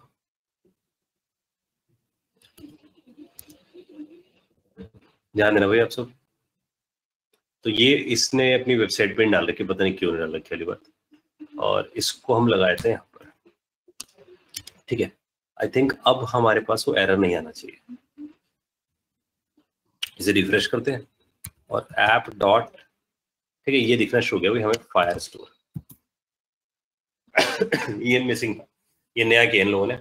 इसलिए ये चीज नहीं मिल रही थी आपको। सबको मेरी, आई होप सबको मेरी बात समझ आ गई होगी कि मैंने चेंज क्या किया है। इसने फायर बेस तो दे दिया हमें, लेकिन फायर स्टोर नहीं दिया, क्योंकि फायर स्टोर का नया डेटाबेस है, पावरफुल डेटाबेस बहुत है, इसमें बहुत सारे बग्स हटे हुए हैं, तो यही डेटाबेस मैंने यहाँ पर यूज कर लिया है। ठीक है, अब हमें क्या करना चाहिए, जो हमारे पास आ गया डेटाबेस, अब हमें इसकी जो डॉक्यूमेंटेशन में हमें दे रहा था ये, हम वही स्टेप्स फॉलो कर पाएंगे। एक मिनट, अरे हम इसके प्री बिल्ड एपीआई कर रहे हैं ना, तो जेएस को सपोर्ट करेंगे। हाँ, तभी तो मैं इसके अंदर जा जाके देख रहा हूँ, वरना तो मैं लिख डालता अभी तक। इसने जो बोला वही लिखना पड़ेगा, इसने जो मेथड बनाया होगा, ये समझ रहे हो ना, यही तो है, क्योंकि एपीआई पे आ गए ना हम लोग, इस एपीआई पे जो बोला जाएगा हम वही करेंगे ना एज इट इज काम। अच्छा, समझ रहे मेरी बात। अब यहाँ लिख देते हैं यार फायर स्टोर, तो हमें इस, क्योंकि मेरे पास जो पड़ा है फायर बेस का पड़ा है, फायर बेस से ये आ गए फायर स्टोर पे। अब फायर स्टोर ने जो दिया होगा मेथड फायर स्टोर में, हम बोल देते हैं ऐड न्यू डॉक्यूमेंट, जीएस लिख देता हूँ इसके आगे। तो अब इसके एपीआई के अंदर से हम जो डॉक्यूमेंट निकालेंगे उसके हिसाब से काम करना पड़ेगा। तो मेरे पास जो पड़ा है वो firebase.database वाला मैंने पढ़ा है, इसने जो बोला है वो हमें फॉलो करना पड़ेगा। तो मैं सिर्फ क्रॉस वेरीफाई कर रहा हूँ कि कहीं मैं कुछ गलत ना लिखूं। तो फायर स्टोर डॉट करके जो आएगा यहाँ से निकल कर वेर डॉक, और डॉक डॉट कलेक्शन हमें मिलता है। देखो अब लाइफ आसान है, यहाँ हम कलेक्शन का नाम दे देते हैं, और यहाँ से पास आ जाएगा कलेक्शन सी डॉट ऐड आया था हमारे पास, सीधे सीधे ऐड में हम स्पेसिफाई कर देंगे। तो बस हमें ऐसा ही कोई मेथड चाहिए। ठीक है, तो हम एक बार इसकी डॉक्यूमेंटेशन पे देख लेते हैं। तो ये मिलता है, देखो हमें ये वाला मेथड db.collection.cities.doc, और फिर बोल रहा है डॉट सेट। ठीक है जी, हमें समझ में आ गई बात कि ऐसा कुछ करेगा। तो अब हमें अब करेक्ट करना मेरे बताओ, फायरबेस की कॉन्फ़िग में जाएं तो इसको ही नाम देता हूं मैं db, ताकि कंफ्यूजन ही खत्म हो जाए। ठीक है, db.firestore मैंने निकाल लिया। ठीक है, तो db.firestore निकालने से मैं यहाँ कनेक्ट करता हूँ बात को, तो मेरे पास आ जाएगा। अब मैं इसके अंदर से पूरे डेटाबेस पे ऑपरेट कर सकता हूँ, यानी कि उससे कलेक्शंस वगैरह सब यूज कर सकता हूँ। तो db.firestore मेरे पास है। अब मैं बोल सकता हूँ डॉट कलेक्शन। ठीक है, तो db.firestore, इसको भी कर देते हैं db इज, तो कलेक्शन हम नाम देते हैं भाई, हम क्या स्टोर करना चाहते हैं, हम स्टोर करना चाहते हैं टास्क, तो हमने टास्क लिखा। फिर डॉक का मतलब क्या, डॉक्यूमेंट। तो कलेक्शन का मतलब क्या होता है, टेबल। db.firestore का मतलब क्या है, डेटाबेस। तो हमारे पास डेटाबेस आ गया, उस डेटाबेस में एक टेबल बना रहे हैं, किस नाम के, टास्क नाम के। डॉक के अंदर हम वैल्यू डालेंगे, तो डॉक हमने यहाँ पर डिटरमाइन कर लिया इसका। तो मैं यहाँ से फॉलो करता जा रहा हूँ। तो डॉक, अब डॉक पे जाकर हमें इसका डॉक्यूमेंट का एक आईडी नंबर दे देना चाहिए जिस नाम से डॉक चलेगा, और फिर इसके अंदर सेट कर देना चाहिए। तो हम इसे में एक प्राइमरी की, एलए जो है दैट इज अ प्राइमरी की, तो हम भी क्या करते हैं अपनी एक प्राइमरी दे देते। तो हमारी प्राइमरी की क्या होगी, अगर हम देखें तो हमें इसे बाहर निकालना पड़ेगा इसे, तभी हम इसे एक्सेस कर पाएंगे। तो मैं इसे बाहर निकाल लेता हूँ, यहाँ से कट करते हैं, डीबी में जाते हैं, फिर कनेक्ट करूंगा आप लोगों के साथ कि क्या मैं लिखने की कोशिश कर रहा हूँ। तो मैं यहाँ पर गया db.firestore हमने यूज किया, dot collection task dot doc, इसको भी थोड़ा छोटा कर देता हूँ ताकि लाइफ आसान रहे। तो डीबी तो हमने निकाल लिया था, और यहाँ से बोल देता हूँ वेर, इस पे जाके बोल देता हूँ वेर फायर स्टोर है, तो fs लिख देते हैं हम इसे, और यहाँ डाल देते हैं हम ये वाली लाइन, बस इतनी लाइन डाल देते हैं। ठीक है, fs को हमने बाहर निकाल लिया, तो कॉन्स्ट fs कर देता हूँ ताकि कोई से मॉडिफाई भी ना कर पाए। fs मुझे मिल गया, यानी कि फायर स्टोर, और मैं बोल रहा हूँ फायर स्टोर के अंदर एक टेबल बना दो, तो बोल दिया fs टेबल बना दो, और इस टेबल में एक प्राइमरी की रख दो। प्राइमरी की क्या रखोगे, टास्क ऑब्जेक्ट डॉट id, इसमें जाकर सेट कर दो। सेट क्या कर दो, सेट कर दो पूरा ऑब्जेक्ट, दैट्स इट, इतना करते ऐड हो जाएगा। ठीक है, ये मैंने यहाँ पर कर दिया। अब अगर हम यहाँ देखें, जब हम ऐसा करेंगे तो ये वाला जो मेथड है, जैसे हमने इसको सेट किया, ये हमें जब हम सेट कर देंगे तो ये हमें कोई एक आईडी नंबर जनरेट करके दे देगा। लेकिन ये ऐसे नहीं काम करेगा प्रॉपर, क्योंकि अगर मैं इसके सेट की तरफ जाऊं भी तो मैं यहाँ से देख पाऊंगा उसका सेट। तो अगर मैं आपको लेके जाऊं इसके, एक मिनट, मेरे पास क्या है, मेरे पास है fs, ठीक है, fs डॉट कलेक्शन है, कलेक्शन का जो भी नाम होगा, फिर इसमें पर डॉक है, डॉक में जो भी नाम होगा, फिर इसमें सेट है, सेट में जो भी होगा, ठीक है। मैं ऐसा लिख रहा हूँ आप लोगों के सामने सिर्फ फिर। तो ये हमें fs क्यों नहीं मिल रहा भाई से, fs कहाँ गया, गड़बड़ है, सेव नहीं हुआ है, सेव करते हैं। देखो जी, fs के बाद ना इसने हमें कुछ बहुत इंटरनल स्टफ देना शुरू कर दिया इसके बारे में, कि भाई मैं इसके अंदर आईडी लेकर आऊंगा, ये इसका मतलब इसका समझ लो एपीआई है जो ऐसा काम कर रहा है। तो मैं यहाँ आता हूँ, fs.collection.task.doc task_object.id.set, इससे क्या होगा, मेरे पास रिकॉर्ड ऐड होकर आ जाएगा, ठीक है। अब जो भी रिकॉर्ड ऐड होकर आएगा हमारे पास, ये लूप में घूमता जाएगा और एक खटाखट डेटाबेस में ऐड करता हो चल जाएगा। जब ये पूरा खत्म हो जाएगा ये लूप में से, तब मैं इसे बोल दूंगा अलर्ट में रिकॉर्ड एडेड, ठीक है जी। अब कनेक्ट करना भाई मेरी बात से, अब मैं जितनी चीजों को लेकर आ रहा हूँ आप सबके सामने। तो index.html पे गए, index.html पे जाकर हमने फायरबेस की ऐप को लगाया, जिससे फायरबेस की एप्लीकेशन आ गई। फायरबेस के अंदर बहुत सारी चीजें हैं, तो उसके अंदर एक चीज है फायरस्टोर, तो हमने फायरस्टोर को भी लगाया। एनालिटिक्स ऑप्शनल है, एनालिटिक्स इसलिए चाहिए होता है ताकि वो खुद पता लगा पाए कि भाई हम कुछ गड़बड़ तो नहीं कर रहे हैं, मतलब फायरबेस फट तो नहीं रहा है, तो उसे एनालिसिस करता रहेगा। फायरबेस की कॉन्फ़िग हमने लगाई दी है। अब इसके साथ साथ हमें लगा देना चाहिए यहाँ पर स्क्रिप्ट फिर से, और स्क्रिप्ट के एसआरसी में किसको लगा देना चाहिए, स्क्रिप्ट्स के अंदर जाकर, यूटिल्स के अंदर जाकर db.js को, ताकि डेटाबेस आ गया हमारे पास, ठीक है। ये हमारे पास आ गया डेटाबेस। अब जो हमारे पास डेटाबेस, अभी जो डेटाबेस में जाएगा तो वो डीबी कॉल लगाएगा, तो कंट्रोलर की रिस्पॉन्सिबिलिटी डालेंगे हम डेटाबेस में पहुंचाने की। तो कैसे कैसे पहुंचाएंगे, देखो, तो हम यहाँ बोलेंगे टास्क ऑपरेशंस, हमारे पास जो टास्क कंट्रोलर पे ना, हाँ, तो यहाँ जाके बोलेंगे टास्क ऑपरेशंस, क्या नाम रखा था भाई हमने इसका, ये है इसका नाम, टास्क ऑपरेशंस, ये ठीक है। टास्क ऑपरेशंस डॉट टास्क निकाल लो उसके अंदर से, तो आपके पास क्या आ जाएंगे, सारे टास्क। अब ये जितने भी टास्क हैं उसे भेज दो आप किसको, डीबी को डॉट ऐड को। तो ध्यान देना, डीबी डॉट ऐड को, यानी कि ये रहा डीबी, डीबी के ऐड को आपने सारे टास्क भेज दिए एक बारी में, ये सब चलेगा। ये सब चले गए तो यहाँ गए, यहाँ गए तो लूप में चले गए, लूप में चले गए तो हमने खटाखट वहां ऐड कर दिया। अब ऐड हो जाने के बाद हमने बोल दिया रिकॉर्ड एडिट, बस इतने को हम टेस्ट करते हैं कि भाई क्या सारे रिकॉर्ड चले जाते हैं हमारे पास। तो एक बार रिफ्रेश करता हूँ, ये बोल रहे DB has already been taken, तो आई थिंक समझ में आ गई बात।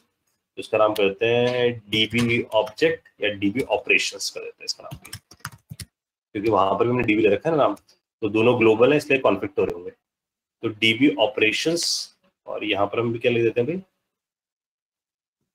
डीबी ऑपरेशंस, ठीक है। तो डीबीज तो आ गया अपने पास।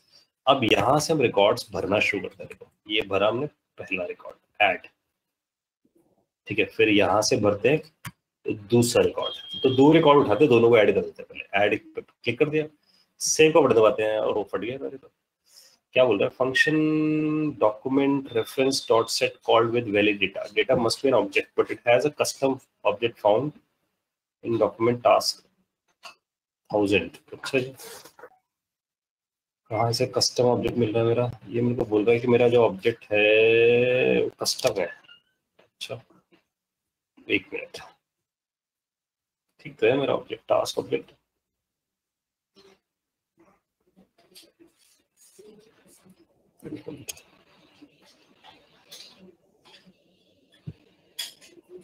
ठीक है, ये इसका ईपीआई मार रहा है गाइस एरर ना, कि जैसे बोल रहा है कस्टम ऑब्जेक्ट है, तो यहाँ तक तो गया है लेकिन इसे कस्टमाइज समझ रहा है इस ऑब्जेक्ट को। तो एक बार इसे कंसोल पे जाते हैं, data must be an object. अब ये क्या बोल रहा है मैं आपको समझाऊं। तो जो फायरबेस का जो एपीआई बनाया हुआ है वो इस तरीके से डिटरमाइन किया गया, वो कहता है देखो भाई आपके पास जो ऑब्जेक्ट है ना, आप उसे इस वाले ऑब्जेक्ट में डालना। ध्यान देना, ये वाला ऑब्जेक्ट, ये प्लेन ऑब्जेक्ट है ना, ये टास्क टाइप का ऑब्जेक्ट है। वो कह रहे टास्क टाइप का ऑब्जेक्ट नहीं डाल पाऊंगा। तो हम यहाँ पर क्या करते हैं, हम आईडी उठाते हैं, आईडी के अंदर टास्क ऑब्जेक्ट डॉट आईडी डालते हैं, फिर नेम उठाते हैं, नेम के अंदर, ठीक है, टास्क ऑब्जेक्ट डॉट नेम डालते हैं। मैं इसका रीजन समझाता हूँ क्यों, क्योंकि हमारे वहाँ फंक्शंस भी हैं, तो फंक्शंस डालने की कोशिश भी कर रहा है। तो यहाँ डालते हैं टास्क नेम में ये वाली वैल्यू। फिर क्या था भाई हमारे पास, मान लो दो ही चीज डाल रहे हैं, ऑब्जेक्ट आईडी और नेम। इस कस्टमाइज ऑब्जेक्ट की जगह हम अपना मतलब ये सिंपल ऑब्जेक्ट डालते हैं। तो प्रॉब्लम क्या है, जो हमारा टास्क है उसके अंदर फंक्शंस भी है, और फंक्शंस कभी फायरबेस में नहीं जा पाते, इसलिए उसे कस्टम ऑब्जेक्ट मारता है। अब वापस आते हैं, अब इसे टेस्ट करते हैं, देखो ये कैसे काम करेगा। ठीक है, वापस पहुंचते हैं, यहाँ पहुंच के फिर से लिखते हैं, एक रिकॉर्ड ऐड करते हैं। तो ये एपीआई जैसा है वैसा ही काम करना होगा, इसमें कोई जावास्क्रिप्ट नहीं लगानी है। समझिए जैसा वो बोलेगा वैसे ही हम करेंगे। ऐड किया, ऐड के बाद सेव का बटन दबाते हैं, उसने बोला रिकॉर्ड एडेड। ये रिकॉर्ड क्या हो गए, ऐड हो चुके हैं इसके पास। तो अगर रिकॉर्ड ऐड हो चुके हैं इसके पास, तो हमें यहाँ पर जाना चाहिए अपने फायरबेस की तरफ। ठीक है, फायरबेस में कहाँ जाना चाहिए, अपने डेटाबेस की तरफ।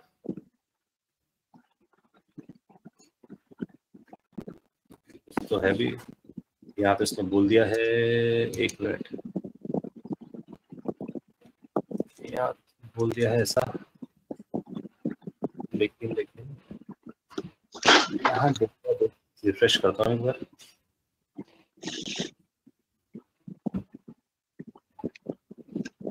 ये नाम था ना हमारा, जेस विद फायरबेस, इसी डेटाबेस पे खेल रहे हैं ना हम लोग इतने दिन से।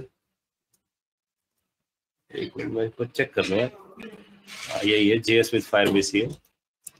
कोई बग तो मारे, बग भी नहीं मार रहा है। और मैं बैठा हूँ यहाँ पर ही फायर स्टोर में, क्लाउड फायर स्टोर में बैठा हूँ। ठीक है, मेक सेंस। रियल टाइम में तो कुछ खेल रहा है।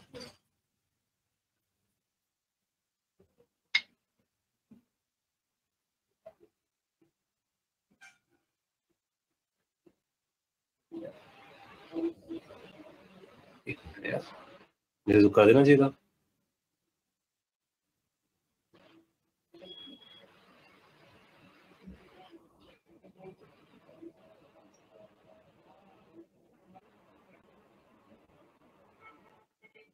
मुझे जहाँ तक लग रहा है यहाँ पर कोई गड़बड़ नहीं हो रही।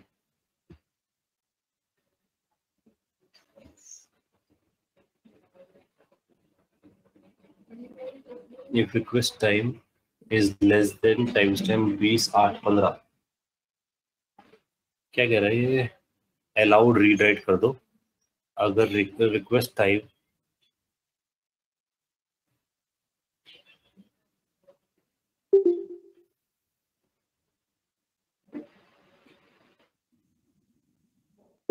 मतलब रीड राइट हो जाना चाहिए अगर 8:15 से 1 महीने का टाइम दे रहा है ना हमें। ठीक है, सही तो है, रूल भी सही कॉन्फ़िगर लग रहा है मेरे को इसके अंदर। कुछ बग तो बोले, कहीं फटेगा तभी पता चलेगा, फटा है नहीं है। एक काम करते हैं, एक मिनट, आ गया देख रहे हो, या तो स्लो आ रहा है बहुत। यह टास्क तो आ गए हैं, ये देखो ये आ गए। ठीक है, लेकिन आए इतने धीरे क्यों है यार, इतना टाइम मिस लग गया आने में। ये क्यों यार, एक बार यहाँ जाते हैं और ये जो सेट आ रहा है ना हमारे पास, इससे देखते हैं ये हमें कुछ प्रॉमिस दे रहा होगा।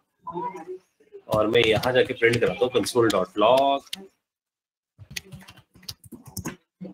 तो मैं बेटर ऐसा भी लिखता है, प्रॉमिस वॉमिस कुछ लिख रहा हूँ मैं भी। तो इसमें ऐसा करता हूँ, यहाँ जाकर अवेट लिखता हूँ कि अटका रहे जब तक कि रिकॉर्ड ऐड करके ना आ जाए। और यहाँ जाकर हम इस फंक्शन पे जाकर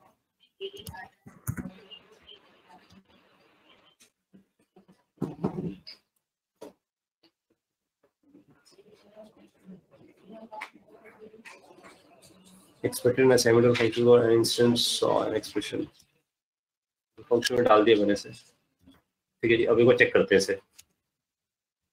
गया तो देखो डेटाबेस में, await is only valid in sync कर तो दे भाई sync।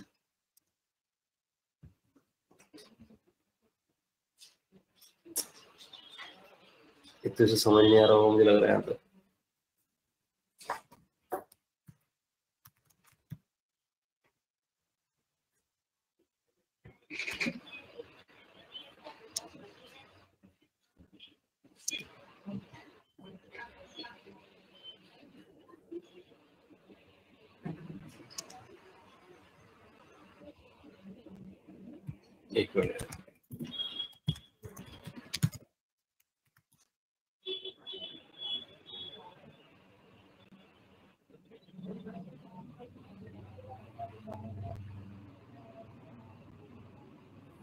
हमारा एक्सप्रेशन है ना, ये सिंक फंक्शन लिखा है हम लोगों ने, क्योंकि मुझे लग रहा है ना वो ए सिंक चला गया, इसलिए मैं इसके ऊपर अवेट मार रहा हूँ कि अवेट करके रुका रहेगा तो यहाँ जब तक ये ऐड नहीं हो जाएगा तब तक अलर्ट ना रहे, लेकिन मेरे को ए सिंक यहाँ लगाने दे रहा है क्योंकि एक्सप्रेशन है यहाँ पर। सर इसको ऑब्जेक्ट में रैप करना जरूरी है। हाँ मैं इसलिए कर रहा हूँ ताकि फंक्शन ग्लोबल ना हो जाए, इसलिए ऑब्जेक्ट में सारे, क्योंकि ऐड डिलीट सर्च अपडेट सब इधर डाल दूंगा ना, एक ही नेचर के फंक्शंस। तो एक मिनट में इस पे काम, मतलब ये सब पता चेक करना पड़ेगा कि ये हमें क्या दे रहा है। इसने सेट तो कर दिया, इसने बना तो देखो सब कुछ दिया, डेटाबेस बना दिया, प्राइमरी की बनाई है इसने जैसा मैंने पास किया, लेकिन प्रॉब्लम ये लेट कर रहा है ना। अगर ये लेट कर रहा है तो एटलीस्ट मुझे बता दो दे कि भाई मैं लेट काम कर रहा हूँ, पॉइंटर ये है। तो मैं यहाँ से रिटर्न कर रहा हूँ PR, इस फंक्शन से हम रिटर्न कर देते हैं PR। अब प्रॉब्लम ये है कि अगर ये दे रहा है हमें प्रॉमिस, तो ये एक तो दे रहा है, बहुत सारे दे रहा है हमें प्रॉमिसेस, तो मैं PR ले लेता हूँ उसमें से और यहाँ लिख देता हूँ PR डॉट देन, फिलहाल के लिए ऐसा कर रहा हूँ PR डॉट देन, और फिर यहाँ मेरे पास आ जाएगा डेटा। अगर ये फुलफिल कर गया तो प्रॉमिस ही दे रहा है वो, ठीक है। तो हम यहाँ बोल देंगे, रिकॉर्ड ऐड हो गया हमारे पास, ठीक है। तो ये 2 बार आ जाएगा मैसेज, अगर 2 रिकॉर्ड ऐड होंगे तो, 4 रिकॉर्ड होंगे तो 4 बार आ जाएगा। अगर नहीं हुआ तो हम बोल देंगे कैच में डाल देंगे हम एरर, तो दे रहा है प्रॉमिस से कंसोल डॉट लॉग एरर इस, फिर हम इसे उसमें रैप कर देंगे, ठीक है। और ये नोन इश्यूज है, समझ रहे हो ये, क्योंकि जब तक हम इसके API को ढंग से नहीं देखेंगे, क्योंकि इन्होंने फायरस्टोर का नया API बना रखा है, मैंने रियल टाइम यूज कर रखा था इसका एक रियल टाइम API है, लेकिन पुराना हो गया। अगर आप ध्यान देना यहाँ पर 2 ऑप्शन आ रहे हैं, रियल टाइम पुराना है, ये बेटर है, लिखा है ना पावरफुल है ज्यादा उससे, और ये इन्होंने नया बिल्ड कर दिया, इसलिए इसकी डॉक्यूमेंटेशन बदल गई है, ठीक है। और रिकमेंडेड भी यही है, तो मैंने इसलिए नया सिखा दिया आप लोगों को इसी, और कुछ खास नहीं है, मैं देखूंगा हाथ पाँव मार के बदल जाता सब कि क्या हो रहा है। तो एक काम करते हैं, यहाँ से ये जो डेटा है इसको हम, ये हमारे पास है, इसको डिलीट मार देते हैं। यहीं से ऑप्शन आ रहा है डिलीट का, यहीं से डिलीट मार देते हैं।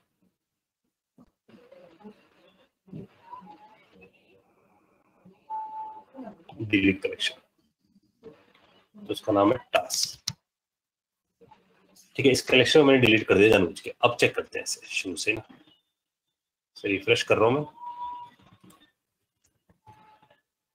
तो ये हो गया ऐड, फिर ये दूसरा कर देता हूं ऐड, ठीक है। 2 रिकॉर्ड ऐड हो गए, सेव का बटन दबा देते हैं।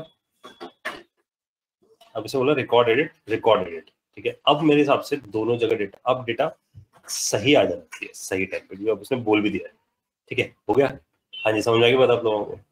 तो मैंने वहां से प्रॉमिस निकाल लिया, प्रॉमिस पे जाके चेक कर लिया कि प्रॉमिस काम कर रहा है नहीं। आई होप ये बात समझ में आई। अब सब आसान है लाइफ, अब बस इतना ही काम करना है हमें। ऐड हो गया, अब मान लो आपको डिलीट करना है, तो सिर्फ क्या चेंज करना है, देखो ये जो डॉक है, टास्क मतलब ये जो हमने कलेक्शन बनाया है, इसमें डॉक निकाला है और इस पे मेथड डिलीट, तो बस इसमें सिर्फ इतना चेंज करना, सेट की जगह कौन सा वर्ड लिख देना, डिलीट, दैट्स इट। तो हम डिलीट लिख देंगे तो रिकॉर्ड डिलीट हो जाएगा इसमें से, लेकिन वो आईडी आपके पास होना चाहिए जिसको आप डिलीट करने वाले हो, तो इसके थ्रू डिलीट हो जाएगा। और आपने समझना है ऐड इसी से होगा, ऐड इसी से होगा और अपडेट भी इसी से ही होगा, क्योंकि सेट एक मेथड है, इसलिए कोई अलग से मेथड नहीं है इसके लिए। सबको डाइजेस्ट हो रही बात है। फिर रह गया बस हमारे पास इस डेटा को पढ़ना, कि हम इसे डेटा को पढ़ेंगे कैसे। उसके लिए हमें काफी काम करना पड़ेगा कि डेटा पढ़ेंगे कैसे इसके अंदर। तो देखो हमने 3 ऑपरेशन देख लिए, ऐड सेट है, अपडेट भी सेट है, और डिलीट के लिए डिलीट मेथड है बस। अब रीड करने के लिए हमें कुछ और मैकेनिज्म सीखना है जिससे हम रीड कर सकें। हाँ जी, सबको फ्लो समझ आ गया? ये वाला ये समझ आ गया कि जब हम इस मेथड को यूज करते हैं, प्रॉमिस रिटर्न करता है, प्रॉमिस के दिन पे जाके मैंने पता लगा लिया, अगर फटेगा तो कैच आ जाएगा। देखो भाई, कोई डाउट इसके अंदर? तो इसमें जो मेन लर्निंग है वो है कि जो उसने डॉक्यूमेंटेशन में दे रखा है वही हमें फॉलो करना है। तो उसने कॉन्फिग फाइल दी है, ये बात उसने डॉक्यूमेंटेशन में छुपा रखी थी, तो हमने उसके अंदर जाके पता लगाया। तो db.firestore, तो firestore नाम की सर्विस एक्टिवेट हो गई, जिसे हमने एफएस में रख लिया। अब अगर एफएस मेरे पास आ गया तो एफएस से मैंने कलेक्शन बना दिया, कलेक्शन मतलब टेबल है, और टेबल के अंदर डॉक से प्राइमरी की बना दी, प्राइमरी की के अंदर ऑब्जेक्ट डाल दिया। ठीक है, ऑब्जेक्ट सिर्फ नॉर्मल लेता है वो, हमारे कस्टमाइज ऑब्जेक्ट नहीं ले पाता क्योंकि उसके अंदर फंक्शंस थे। ठीक है, कोई डाउट इसमें बताओ? तो बस अब लास्ट, हाँ बोलो। अच्छा ओके सर, कर लीजिए। फिर कॉन्फ़िगरेशन फाइल एक बार समझा दीजिए। कौन सी, ये वाली? ये वाली भाई? हाँ यस सर। ये अरे इस वाली फाइल में तो भाई कॉपी पेस्ट ही था बस, ये तो मैंने वहां से उठाई है ना, फायरबेस से।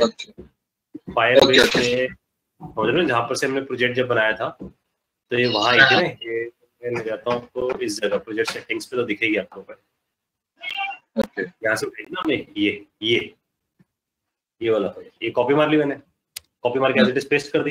बस इसमें ये नई लाइन निकाली थी मैंने नेट पे सर्च करके, क्योंकि फायरबेस के अंदर हमें डेटाबेस नहीं देता था। पहले फायरबेस के अंदर डेटाबेस देता था, तो मैं ये देख रहा था ना, फायरबेस डेटाबेस है ना, तो फायरबेस डॉट डेटाबेस होगा मेथड।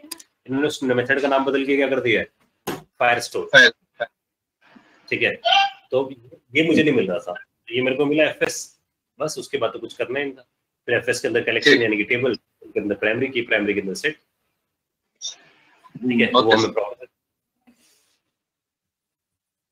ठीक है जी सर, एक ऑब्जेक्ट वाला बनना दोबारा बताना कि वो कस्टमाइज ऑब्जेक्ट नहीं रहता। फायरबेस का काम क्या, डेटा रखना, ना कि फंक्शंस रखना। हाँ सर, ये काम है ना, डेटा रखना ना, फंक्शन तो रख नहीं सकता, फंक्शन थोड़ी स्टोर होते हैं। तो उसने बोला कि जो आपका जो ऑब्जेक्ट है वो कस्टम ऑब्जेक्ट है, क्योंकि वो टास्क क्लास का ऑब्जेक्ट है। टास्क क्लास के अंदर मार्क नाम से, मतलब उससे रिलेटेड फील्ड्स है, टास्क रिलेटेड। लेकिन जब इन्होंने अपना फायरबेस बिल्ड किया, तो इन्होंने जो फंक्शन बनाया उसमें इन्होंने इंस्टेंस ऑफ चेक लगा रखा है कि हम सिर्फ वही ऑब्जेक्ट एक्सेप्ट करेंगे जो ऑब्जेक्ट टाइप के होंगे, ना कि टास्क टाइप के, ना कि एम्प्लॉय टाइप के। इसलिए उसने मेरे को वार्निंग क्या दी कि भाई आपका जो ऑब्जेक्ट है वो कस्टमाइज है, आपको जो चाहिए वो कैसा ऑब्जेक्ट चाहिए, ऑब्जेक्ट टाइप का। मैंने उसे कस्टमाइज कर दिया, समझ लो। तो मैंने उठाकर उसमें वैल्यू डाल दी।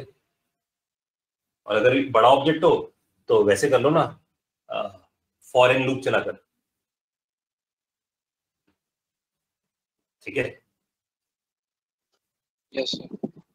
नहीं बात ये समझ ले, अगर तू जावा से इंस्पिरेशन है तो जावा में नहीं होता, ऑब्जेक्ट टाइप का ऑब्जेक्ट बना के छोड़ देते हैं बस, और फंक्शन में आप कास्ट करके भेजते हैं, वही करवा रहे हैं। ये इंस्टेंस ऑफ से चेक करवा रहे हैं बस।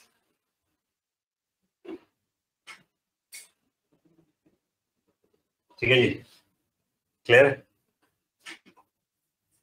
यस ये वाला कोड में गाइस अपलोड कर रहा हूँ, इसको जब आप यूज करो तो आप अपनी कॉन्फ़िग फाइल बदल सकते हो यहाँ पर अपने हिसाब से, क्योंकि मैं तो अपनी कॉन्फ़िग फाइल शेयर कर दूंगा आपको, आप अपनी कॉन्फ़िग फाइल चेंज कर सकते हो। ठीक है, और फिर से चला कर देख लो।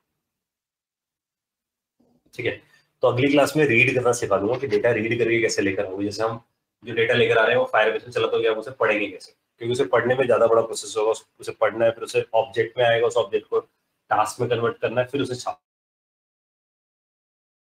मैं बंद कर रहा हूँ इसे और कोड शेयर कर रहा हूँ आप लोगों से, कोड आप देख लेना। ठीक है, फिर मेरा दूसरा बैच भी वेट करो। अगली क्लास से हम नोड शुरू कर देंगे। ठीक है, फिर आपका बैच भी स्प्लिट हो जाएगा नोड और रिएक्ट पे, वो बता देंगे एक तरह आपको कैसे कैसे। ठीक है सर, ये सब तो जो सेम टाइमिंग है ना, ये सब के सेम टाइम अगले हफ्ते से वही नॉर्मल टाइम हो जाएगा, क्योंकि मेरा एक बैच चल रहा है ना। सर वो बैच स्प्लिटिंग का क्या कहा आपने? बैच स्प्लिटिंग का मतलब है रिएक्ट और नोड दो चलेंगे ना, फिर पैरेलली दो अलग अलग टेक्नोलॉजी शुरू हो जाएंगी ना, फ्रंट और बैक एंड। सर मतलब दो क्लासेस अलग अलग होंगी, रिएक्ट और उसकी नोड की? वो अलग अलग होंगे क्लासेस। मतलब ऑल्टरनेट डेज में एक दिन में दो क्लास होंगी? रिएक्ट 3 दिन नोड। ओके।